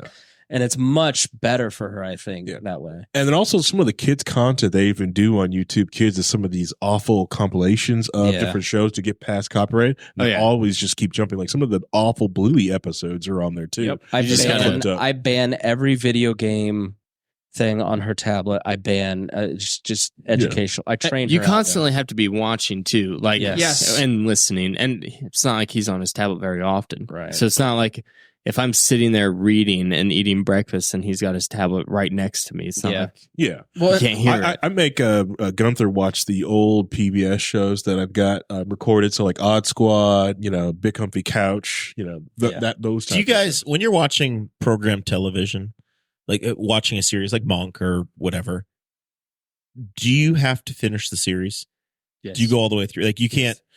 Like, will you drop out or will you follow it all the way through? I Like, will if you got to probably- the second season, are you going to see it to the end, or I'll do you lose probably interest and give follow. up? Yeah, like Blue Bloods, for instance. I've watched Blue Bloods probably all the way through 4 times. No, it's got to be good. I like watching a series. Reagan and I will pick a series and we'll watch it through. But like, it depends on if it's good. Like Game of Thrones, and we're into it, we'll finish it. But like, we just watched some Polish show called 1471 or something. It's actually very clever, but it's like a sitcom set in the medieval Polish Empire. It's very funny and clever, but like we just never went back to it. We just kind of got lost with other stuff. I feel like You Game should of Thrones, watch Spartacus. The sex scenes are so much better. I You feel should like watch Blackadder. It's Yeah. Rowan Yeah, Atkinson. Blackadder's good. Yeah, so yeah, I'll- Blackadder is right there. I'm not. I'm It's no the best. longer as OCD about like I started it. I got to finish it. See, I think, and I'm a huge fan of the show, but I think this show and what they did and the way the last 2 seasons worked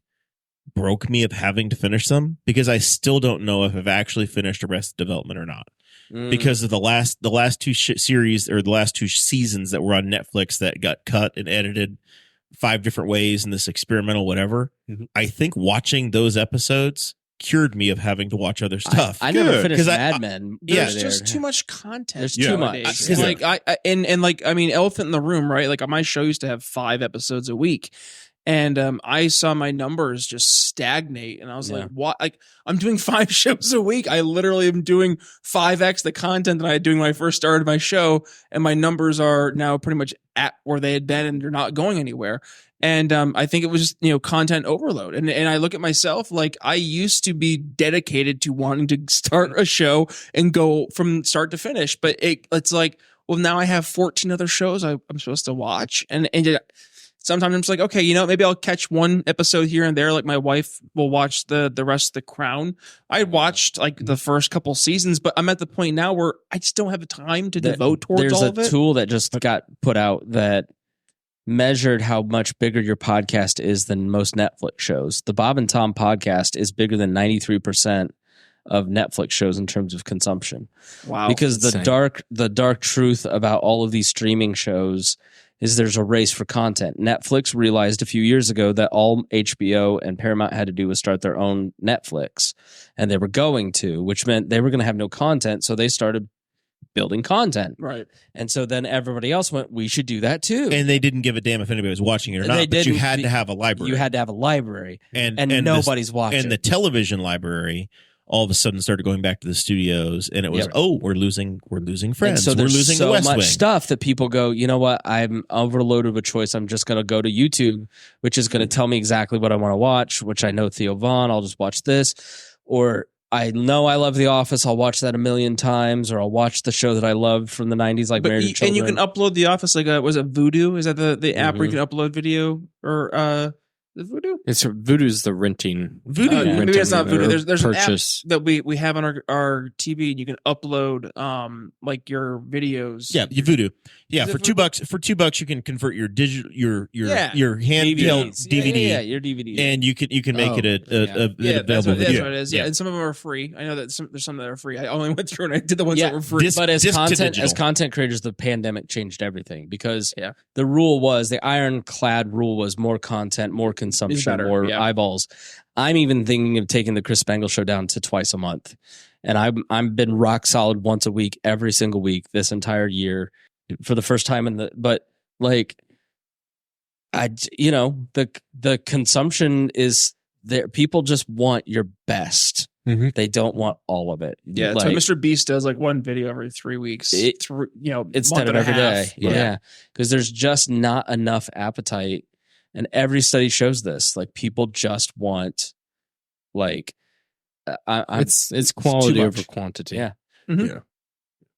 There's so much content out there. And you could, because at this point, like we talked about this on Low Key, that even if you hate some of the new content, you could just stop right now. I think YouTuber Dave Cullen was just going back in the line of just watching old school, like sci-fi nostalgia shows, and just getting into it, because it's like the modern, like the newer sci-fi stuff is like pretty much junk.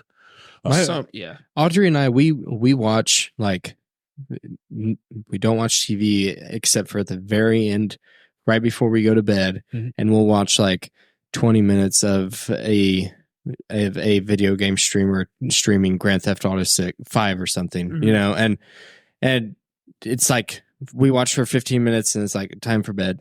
Or then like every 2 weeks it'll be like, oh, let's it's Friday night, let's watch the next episode of Game of Thrones. Like, I recommend One Piece. What? The anime I heard One that. Piece. It's really good. It's really good, especially like when you get into it and you actually find out like the main plot of the show is the pirates of the show are just trying to live free, and the government is trying to stop them, and the government's the bad guys because they're ruled by an overarching elites. Show update. Harry's fingernails are dark blue, so we're safe. It's okay. Woo. I think they might change as his mood changes. They adjust. I'm Are just they saying, like mood maybe rings? hope for the next year. So tell me, Brian Nichols, Hi, Jeremiah about Morrell. what's going on in the Brian Nichols Show world. We've got our wall, we got our Chris Spangle update, we got our Loki wall update. What's going on with the Brian Nichols Show? What have you been doing over there on the other side of the wall? Lots of interviews. So my show is twice a week, and traditionally the way I approach my show is I like to have conversations with folks who we've identified there's a problem, and how do we address said problem without having to go through the channel of government solutions. So if we can go through private sector alternatives, let's do that. So for example, I had one gentleman on my show, and he started a pediatric cancer research fundraising organization, and they were doing everything through Bitcoin, cryptocurrency. And they actually developed a cryptocurrency specifically for their organization. And then with that, they also built an open blockchain network where they're able to share research for pediatric cancer research. So what was happening is all these different colleges were doing research on pediatric cancer, and they were having advancements, but nobody was sharing their research with everybody else. So they're like, well, let's put this on the blockchain, have real-time data, real-time information being shared. So bringing a real solution to a very real problem, and helping advance the advancement of research for kids' pediatric cancer research. So those kind of conversations, being able to actually address the problems we see out there. And it's one thing to identify problems. I think it's another thing to identify the problem and bring a solution to the table. And people, I think the past 10 years or so, we've done a really good job of figuring out what the problems are. But now people are looking to embrace solutions. So I want to bring solutions to the table. So my show has really been focused on bringing solutions to the table. Really has changed as a show. I've from 2018, it was a much more of a politically aimed show, and now we're much more solutions oriented. So it's been fun though. Change of pace. We went, like I said, down from 5 shows to 2 shows, which has been a nice breath, because I've been able to enjoy more of the shows versus like just feeling I have to get content just grinding them out. Yeah, when it starts to feel like a job, then you're not. It was rough. It's not. People aren't going to listen to you in the same way that when you're passionate about doing it. Yeah, well, Zach would walk by and he'd be like, what, 7 a.m, and he'd be like, Brian's at the studio. Why? On like a Saturday. On a Saturday morning. Yeah. I was like, I'm just trying to get things ready to go. How has it been now? You're like 2 years in country, coming up on your big anniversary. Here? Yeah, I love it. As a Hoosier. Oh, I love it. 10 out of 10. Getting to know people. You're seeing people like Zach around town. How's that transition gone? Because the Wall Network moved you here, right? It did. Like it moved you to East Central Indiana. Chris Spangle's We Are Libertarians Network officially is what got me to Indiana.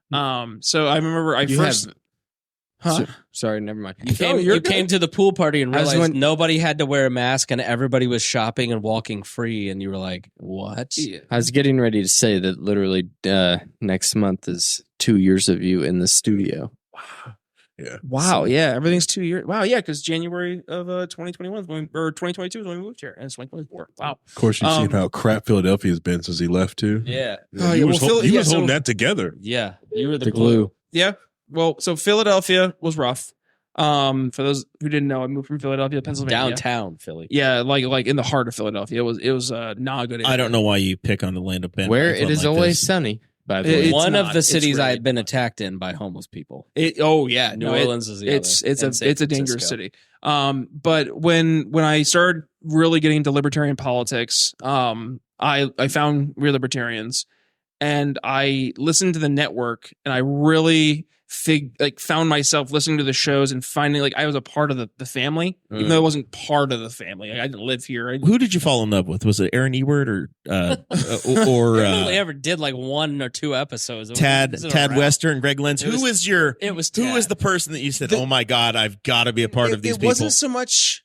It wasn't one character. It was the dynamic. Little Brett Bittner. So and I personally have gone through some very big changes in my own personal like friendship dynamics with some very old close friends who aren't really friends anymore. And I think part of it is because what I was looking for was something that felt very authentic. Mm-hmm. And what I saw coming from the network was people who genuinely enjoyed each other's company because of not just shared experiences. We fooled this idiot. Yeah, you sure did. Me and Harry hate each other. But shared values and shared goals. Yeah. And I mean, Chris jokes, but when we came out here for the pool party in 2020, or no, it's 2021. Sorry, Yeah, 2021. it was July 20. Like 2021. Indiana was done with COVID BS July 4th, 2020. Yeah, And it was July 2021. and it was still lockdown central. And you and in Philly. Renzo came and to around the same time and Yep. just couldn't because he was in DC. Yep. And he commented, he's like, I was in Noblesville and I could not believe people at the shop. I was on a podcast I was on Matt Kibbe's show in 2021, and it was January 2021, and it was still like a ghost town. Like you could Crazy. not do anything. So when I came out here, not only seeing that, but there is just something, and I can't really put it into words, but when you come out here to the Midwest, people, and I know there like people out here can, like when they hear I moved from Philadelphia, Pennsylvania to here, I always get the why? Like why would you move here? Right. But like and just got you got to take realize 80% of these people moved from Albany, Kentucky to here 2 generations ago. So I ignore that. Drown that noise out. There is a and this is something that in 2024, like I want to fight. Like there is a crushing cynicism that has crept into American society, and people don't love the place in which they live. Yes. We sort ourselves socially by niche, which has kind of taken away the love of our location, which is incredibly important to our souls. And small town Indiana is awesome. And there is a lot about Indiana that is awesome. Yes. But that is not cool to say. That is a boomer attitude to say that Newcastle, Indiana is awesome. Top 10 best towns in Indiana according to World Atlas. If you listen have to last week's show. colors now, and so It's a lot of that East Coast, West Coast, like influence our culture, Right. like changing the word soda pop here in the Midwest, just making us not like the Midwest because Harry, the don't tell coast me- is supposed to be so Harry, much better. don't tell me you don't call it soft drink. Man, it's Coke. yeah, tonic. What do you Listen. call honestly? What do you call a carbonated beverage? This is actually a important question. Here's the thing. I grew up calling it soda, pop, and tonic, depending on which part of the family. Depending upon which grandparent was talking to you. Correct. Yes. Yeah. Tonic. Yeah. Yes. Was there a Cola tonic. gin? Young lad, may you I was gonna fetch say, me a tonic from Father, the I'd fridge? like some tonic, please. Like I said, is that northern landowner Harry is the part weirdest- of Harry's family. My tummy's upset. I need some tonic. Harry is the weirdest person on the network, and James Neese is on the network. Yeah. And Hody tonic. yes. and me. Sorry, I'm being What? truthful. Okay. All right. Hey, let me ask the question this Attack way. my mom. She'll tell you. Which brand of car did this person drive that taught you that it's tonic? I don't think that's important. It is. It is very important. I don't think that's. I need to know important what at all. brand the car was. 86 Cutlass. No. Cadillac. Cadillac. Yeah. I was like, which top tier General Motors brand is this going to be? It's how also I grew up like hating Cadillac cars, working on Cadillacs. Like I fully embraced BMWs and Mercedes over Cadillac cars. At least those made sense when you're working on them. So really quick, just to finish my one thought, Sorry. because I feel I had to sneeze. Oh, I'm sorry. You're interrupting No, Harry again. Wow. Well, my original We've thought never got interrupted. learned. I don't remember how it got interrupted, but the whole There's like 5 grass. podcast hosts. I know, isn't it great? It's my show, damn it. Oh, half a second of silence. Must talk. No, but in all seriousness, like the grass is always greener. Like no, like embrace the like you're saying like small town Indiana is great.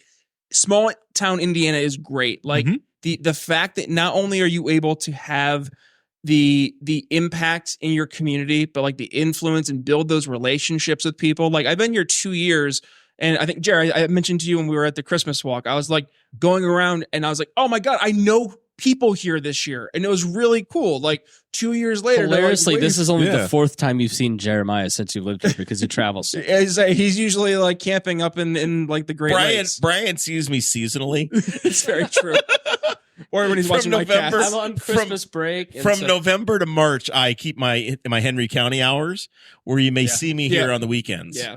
But it And it's the time of the year I hate the most, by the way.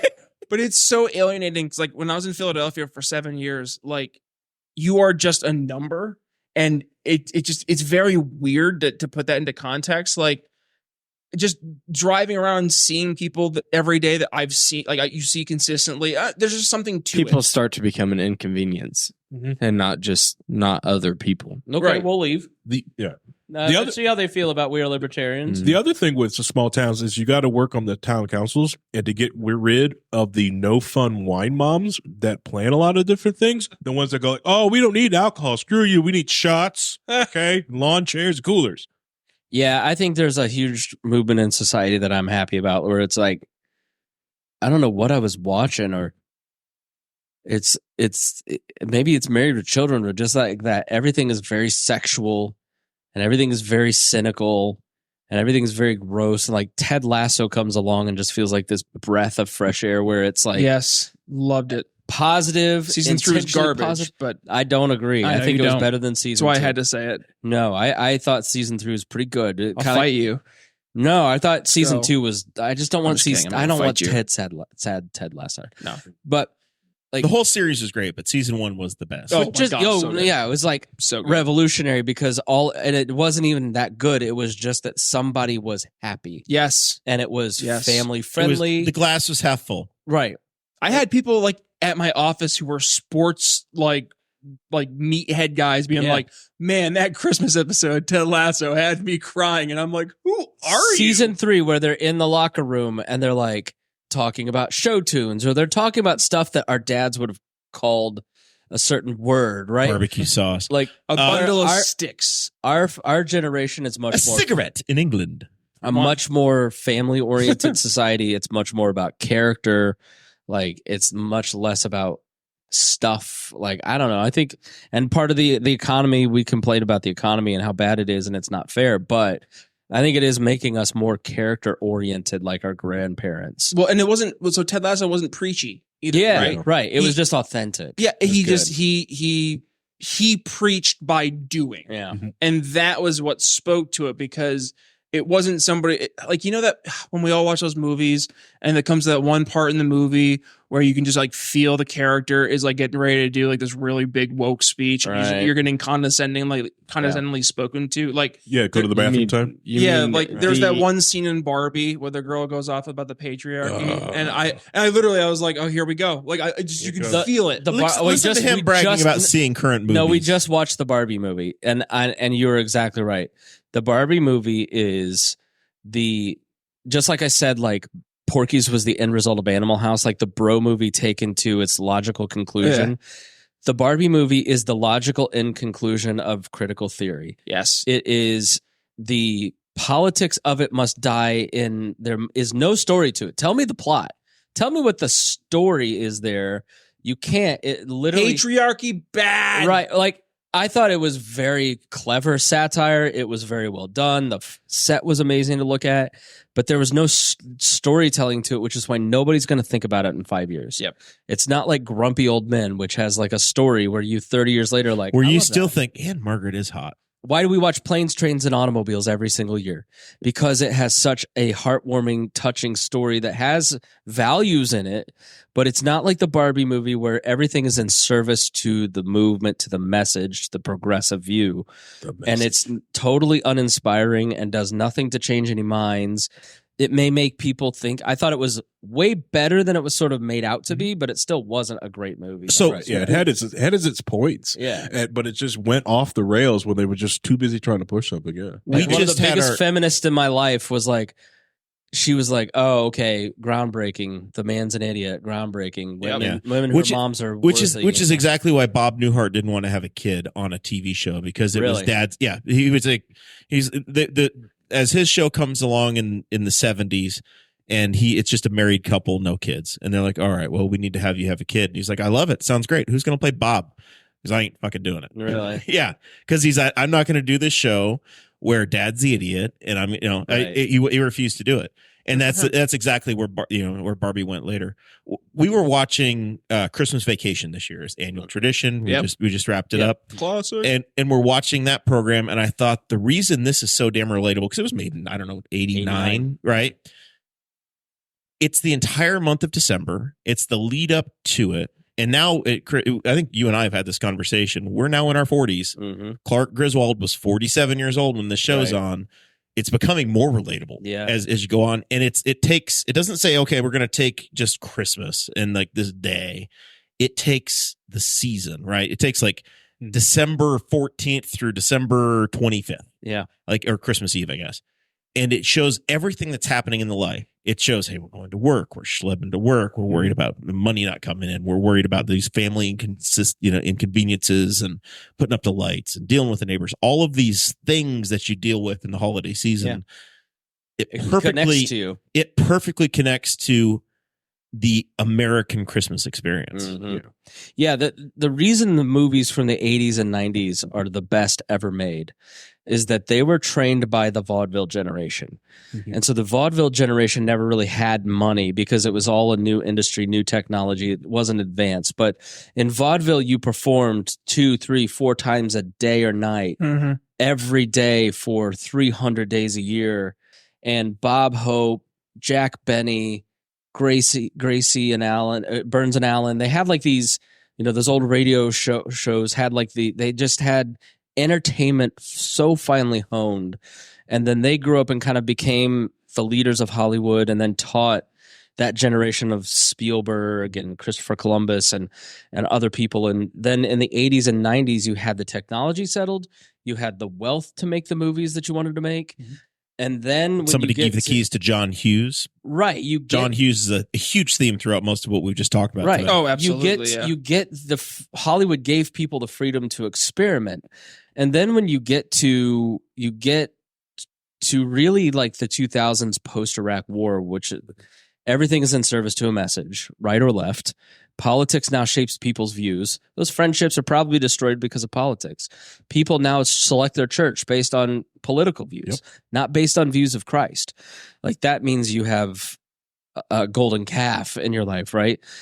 Everything is political now. And so movies now have to fit, Matt Rife, major comedian, never heard of him, big on TikTok, huge female audience.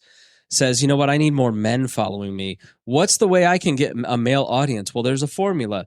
Let me make a domestic violence joke. Men sure do love that. That really appeals to men, I think. And then let me go and Jordan Peterson cry about cancel culture while I still cash millions of dollars of checks. Like it's now reached like an absurd conclusion on the left and right where it's also watered down that everything is about the message and it's not about the story that you're trying to tell.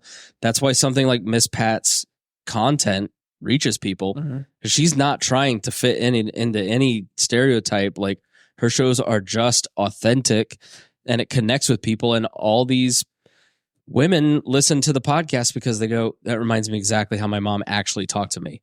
Not how like some TV show that was crafted by some overthinkers who, never grew up the way, they just all grew up in Hollywood and they wrote the TV show because they think that's what a young black female wants to watch, as opposed to a woman who comes along and says, yeah, I am a black mama and I do yell at my kids and I do tell them to fuck off. Right. Like, so it's after 8:00, kids. It's fine. Yeah. I'm just saying it's so, oh, sorry. I forgot you guys don't curse. We're in prime time. But I'm just saying like after the Iraq war, everything kind of became about picking a team in content and media and entertainment and movies, and it drove people away. And so now the only thing you can get is like, well, maybe we should do like a reboot of MASH. Well, so maybe we should do a reboot of this. Everything is a reboot, and nobody's making those movies from the 80s and 90s, and even like they really stopped. Like they really stopped when Iron Man came out and they went comic book movie because they no longer said, hey, we're going to focus to an American and a Canadian speaking audience.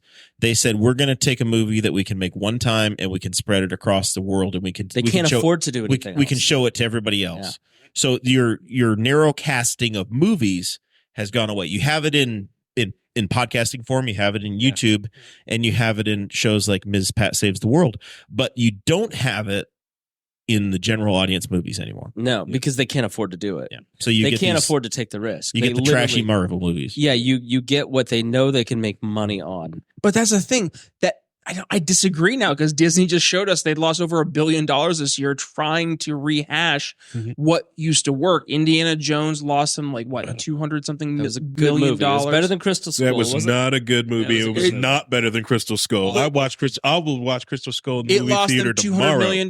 No. Marvel's lost them. It was you're, the you're worst. talking about grossing- people who are stuck in a framework that they can't get out of. No, but because I'm they're saying, locked in by shareholders. But that framework though used to work because they did 26 movies from the Marvel universe, but they were all crafting into a story. right. So yes, it worked, but it was because it was part of something that was more grand. Then you go to the next phase of that, and they lost that storytelling arc because they introduced the multiverse, and now there's no consequences. Oh my gosh, this character died.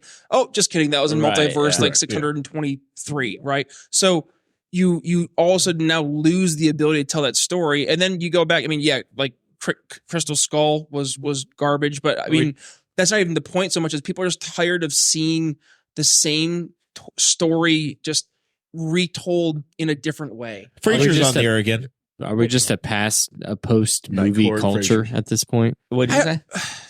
I said we could just be a post movie culture. I don't think I don't think we're there. I don't think I mean maybe like I think you can watch a YouTube video and there's this guy named Dean Lantini that I watched that talks about Christian stuff. And his videos are him just talking about characters in like the mega evangelical movement. And it's basically like you're watching a storyteller give his opinion on these characters. It's basically like a movie, but it's just a dude with a DSLR and a mic. Like it's all niching down. The problem with like big broadcast mass media is you're no longer ever going to have what you had in the 80s where you had defined channels. You now have everybody based on their hyper niche every second. Do you know the I one would place? never watch Grand Theft Auto 6 videos. The one ever, place we right? get together. That to use awesome. 5. The Grand one- Theft Auto 6 the one is- place we get together? 5, yeah, The NFL. Right. And We- that's going away. Sports is the one place that we all refocus. That's why the Super Bowl is the and biggest it's event not ever. going to be that Bingo. way for much longer because but the thing is people are doing storytelling. They're attracted to storytelling. They want it just within the characters that they want to choose. They're programming their characters. And so Disney can't exist 50 years from now in the same way, 10 years from now in the same way. Like Luca, I thought was a good movie, but that Red Panda movie was awful. Like wasn't for you. no, it's awful. It wasn't It's for you. awful. I think Little Mermaid is an awful movie, Wasn't for you. but it's a good story. Aquafina was great in that movie. That movie wasn't for you. Could go. No, Luca, great story. There are defined rules. Listen, of old storytelling. white man. That movie wasn't Right. made for No, you. Wasn't you for could you. dismiss it, but guess what?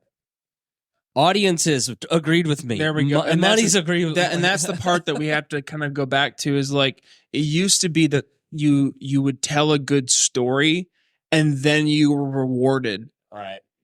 at the box office, whereas now you kind of expect you're trying to make that formula. It's like So this is you're- why tonight we are announcing that Chris Spangle is starting his own production company, and we are making Uncle Buck 2. That's right. Well, there's a Starring reason. Chris Spangle. Ron Milford. All right, shout out to Ron Milford, who's a great dude who lives up in northern Indiana. He watches this podcast every single week. Absolutely. Right? He became aware of me through Bob and Tom. Then he started checking out other stuff. But why does he like this podcast? Because he sees people like, why does Craig DaCosta watch from Hawaii? He supports the Brian Nichols Show Because Craig says it reminds me of all the dumb idiots in my town. It's you guys are Mayberry, you're Andy Griffith. That's why that show still works. It's just entertainment has changed to the point now where a guy from I think it's Warsaw, Indiana, will watch Newcastle people. Is it talk Wabash about or stuff. Warbash? Or Warsaw? Warsaw. Nobody knows. It's But- impossible to know. You know, it's not something to be mourned that that Marvel movies are the only movies they can make. It's a great opportunity for you to buy a DSLR and become a character like these two, Yes. you know, and God damn it, do I'm your genuine. own content. Yeah. walk away, make your own. Yeah. Yeah, it's a perfect opportunity for it. There's tons of different venues for you to release your own content. I don't know There's what content out Harry's watching and talking about half the time in our posts, but we're still friends. As much as I would like for this to be an old school all episode on a Saturday morning where we go for 4 hours, Let's go. it is a school night. And some of us, It is true. I got yoga Some of at us- 5:30. some of us have work in the morning. Oh, I'm on vacation for 2 weeks. I know. I cannot believe I You want messaged to do Chris yoga and I tomorrow? said, I don't know what we're going to do this week. Maybe I can get Chris to come out. I said, he's going to tell me no because this is his hibernation period. But he instead was just moderately difficult and said, oh, I couldn't possibly do a Thursday, but maybe Wednesday.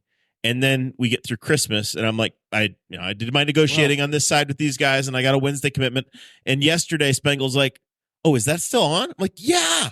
And then Harry, just out of curiosity, when did he contact you? Man, was it Sunday? Contact, yeah. It was like All Saturday. right. And honestly, when he messaged me, I even was like, yeah, so like which Wednesday in January? It was like, what? This one? I literally, you can just look at the text. It's like, I would have loved to not have come here. I would have loved to have stayed home. But as many of you know, I am now married, which means I can no longer relax in my own house. That's not allowed when you're married. So Newcastle looked appealing. so true. Sitting around and watching Hitler documentaries for 2 weeks straight is no longer on That the version agenda. of Chris is dead. That has been murdered. Not dead, murdered. Sad. Brutalized. Sad. Oh, what are you doing up there? I need help cleaning the house. Well, why are you so grumpy all the time? I don't know. Maybe it's because you won't let me watch Monk and play my video games See? by myself. That's why you All gotta right. get a smoker, be outside, chopping wood all the time. Yeah. You've got to choose a side. Coming out here I had- now was my hibernation because I got an hour to myself. Well, Yeah, quite Hey. a bit more. You were at Pizza King at 4:45, and it's 9:30 now. I love my wife. She's he very was, good. he was eating lunch with the 4 o'clock senior citizens crowd. I am Say in 1 joking. hour. I love my wife. She He's lets told me he's do very very happy. happy. But Some there is people- a grain of truth in it when you have a family and you've got a wife. Like Mhm. things are different than like 5 years ago where I could just sit for 2 weeks and not answer the phone and not go anywhere. And so something like this is fun. So but- we are at the point in the show where we do our final thoughts. Christy Avery is politicking for 4 hours. I know, 4 no. hours. 4 hours. Christy, here's how you get 4 hours. You press rewind and you start from the beginning, and you catch the hidden nuggets in here because they were 7:44 is where we 7 hours. We're started. an hour 40, and I think Yeah. we were around 30 minutes on our Patreon part. So our Patreon segment. I'm definitely tired. You I'm look at feeling it. it. I can see it in I your can see face. you too, old man. You and me both are like. That's it. Pizza. All right, real quick. I'm That's trying to why work I'm my way into wired. final thoughts, but this, I'm trying to get out of here before my house alarm sets at 10. I don't know if I can remember the code. You haven't been out that long, huh? Cody'll be sleeping in the truck tonight. Chilling. Listen, don't let him lie to you. He gets called out for late night calls all the time. He makes money. Final thoughts, Harry. What have we learned today? What have we forgotten? I know that both Dakota and Brian rudely interrupted you many times. So please finish your thoughts. Tell us about that Cadillac. Did it have leather or cloth, vinyl? Well, tell us, finish your thoughts. Let's clean things up tonight. First off, Cadillacs are junk cars. Don't buy people Cadillacs. Any dad out there who bought their son a Cadillac for a first car, it's because you secretly hate them or want them to understand why engineers suck. You know you are. Anyways, I like to also give a shout out to honorary key holders like Christy out there. Thank you for listening. And it's low key on the Wheel of Change Network, not low key wall anymore. It's low key on the wall network. Okay. Okay. We're just low key. Just low key. The show is just low key. Sorry, it's just low key on the on the Blame him. network. He said it Yeah. wrong the first Yeah, time. it's- I didn't approve this change. that's so the- that's you the- didn't include that's that. Is the, that, why, uh, is that why there's confusion? That's the name. Sorry, that's the name of the You show. know what the picture should be? The little logo should be the key from his old apartment. I am messing with the other Yogo because I am creating like another podcast here coming up because shoot. I'm separating the two podcasts going in two different directions. You're divorcing yourself? I'm divorcing the So two you're gonna have co-hosts. So one I'm low taking and key. Reinhold to the left and taking him so we just talk politics and then kicking Taking him more to the left. yes Good and God, then help us. and then kicking Vincent to the right, doesn't need and help. we're going to do like more of a culture-oriented podcast. Yeah, so I haven't been invited on Low Key Wall on the Wall Network. it's just low key on the wall network. Uh, in like a year and a half. Oh, Been a long time. Because It's been apparently maybe it was because I serial mispronounced the name of the program. yeah. Program. Wow, yeah, a little Make bit. it down. Are we in Soviet Russia?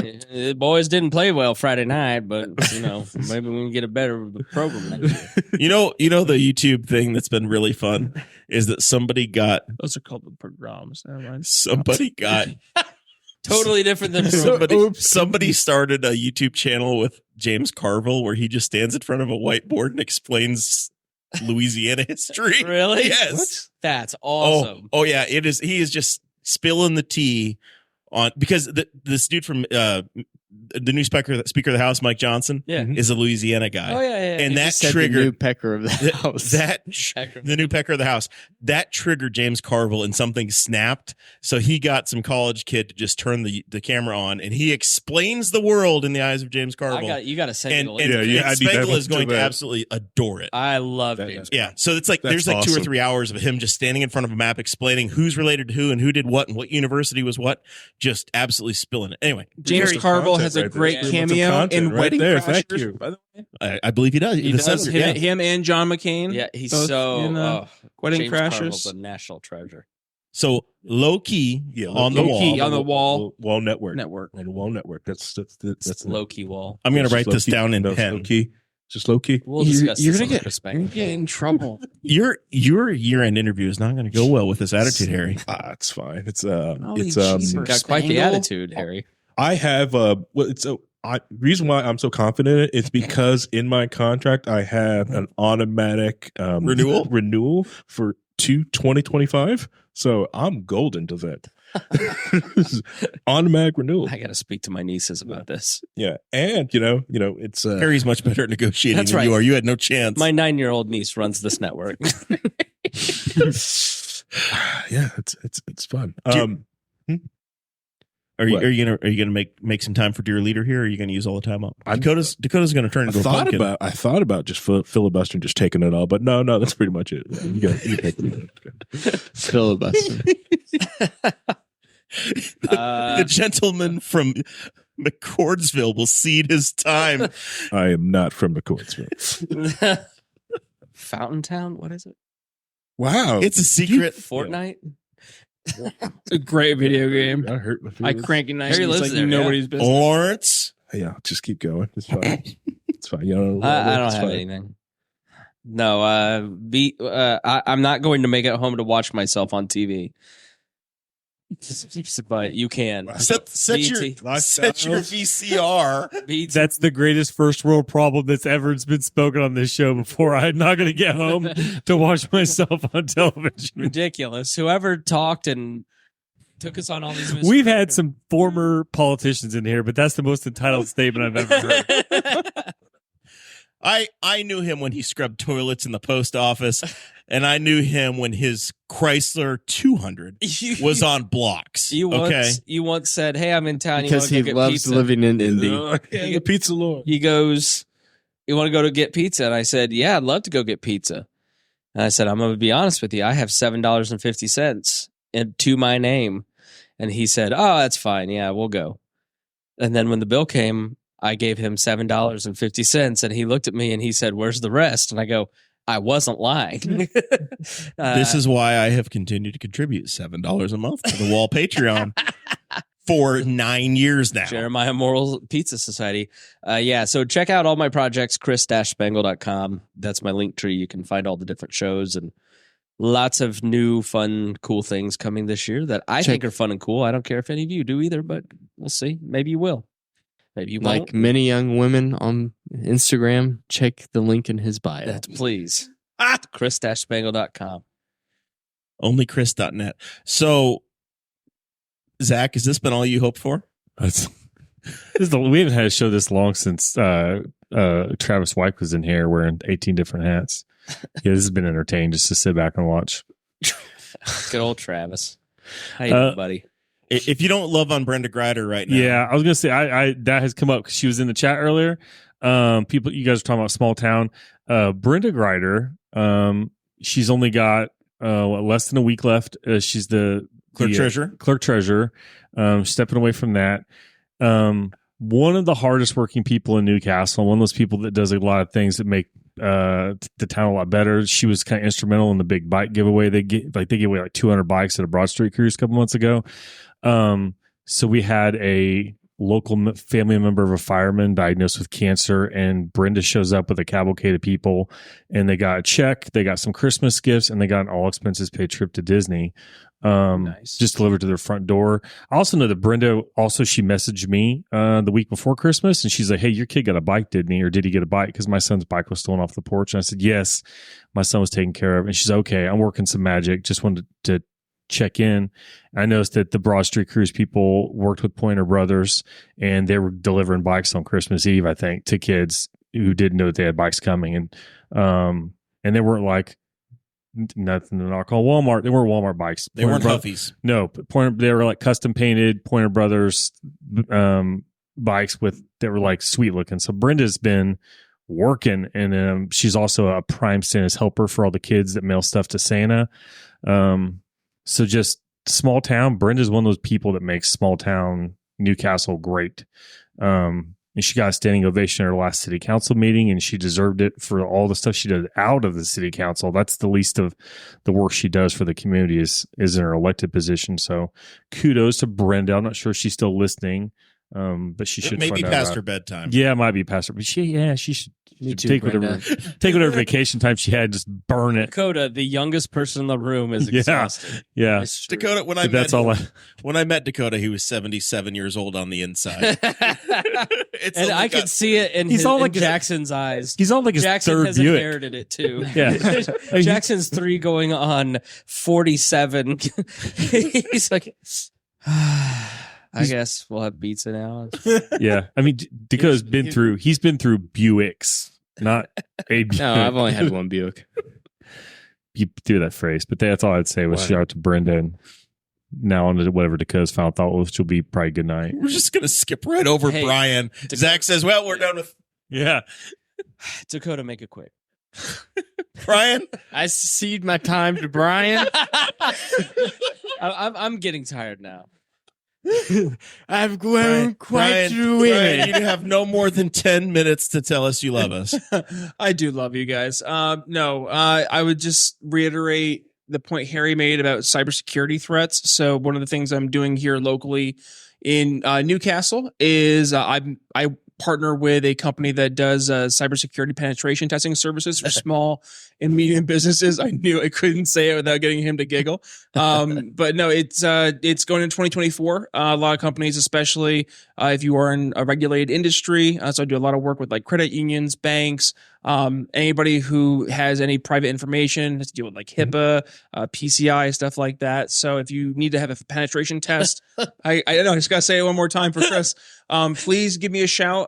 Brian Nichols Consulting. I'm located right here, literally next door, on Ray Street. So happy to help. Somewhere north of Q. Did you say pen test? Pen test, yeah. I'm gonna say penetration test one more time for Chris. Just because, just to get him to. If you need penetrated, call Brian Nichols. 765-529. Now, give me a shout before or after the penetration test. It depends on how much we find, Chris. During. Really depends on how much we find.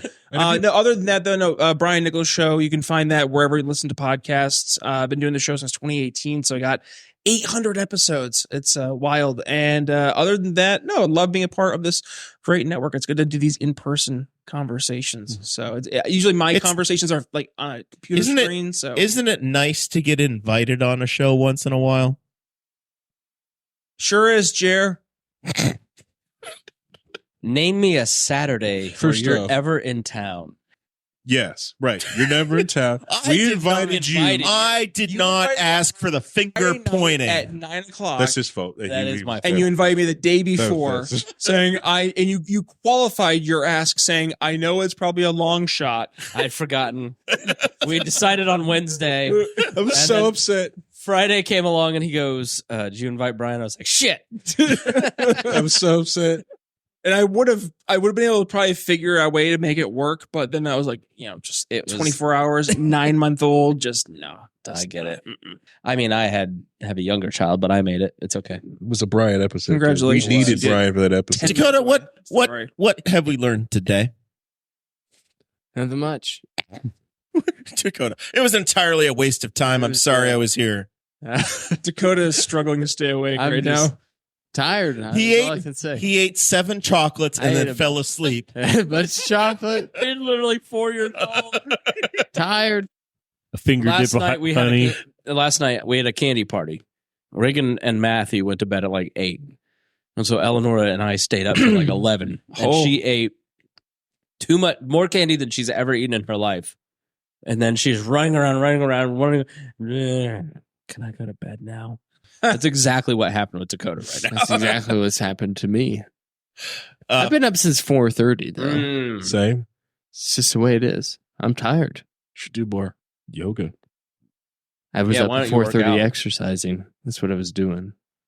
Same.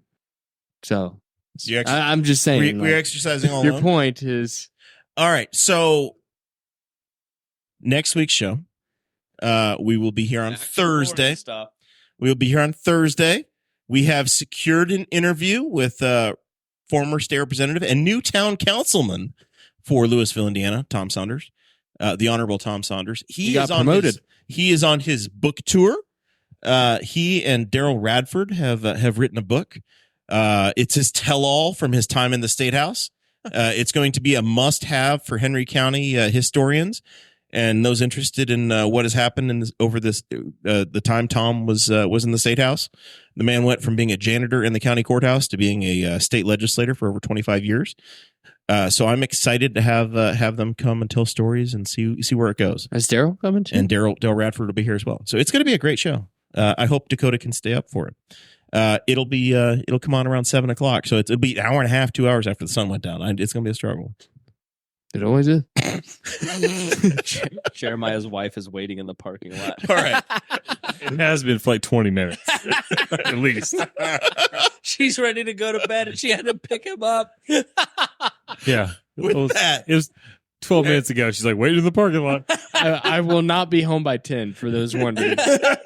with that, Better figure out thank you for participating. This has been great. We will see you a week from tomorrow. One more thing. Jesus.